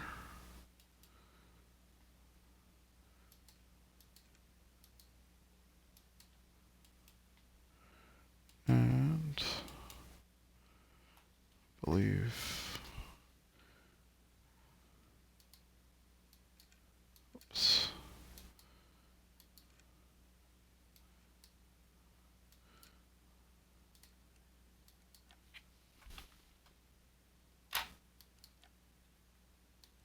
There we go. All right. And we are here.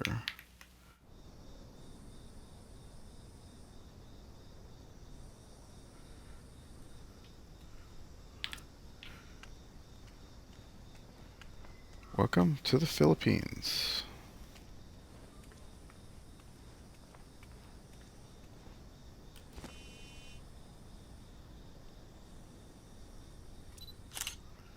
There it is. All right. Well, thanks for joining me on this part of the flight. We might pick one up later tonight now that we've got everything working. But for this one, I believe we're done, and we will catch you guys next time. Thanks for joining in.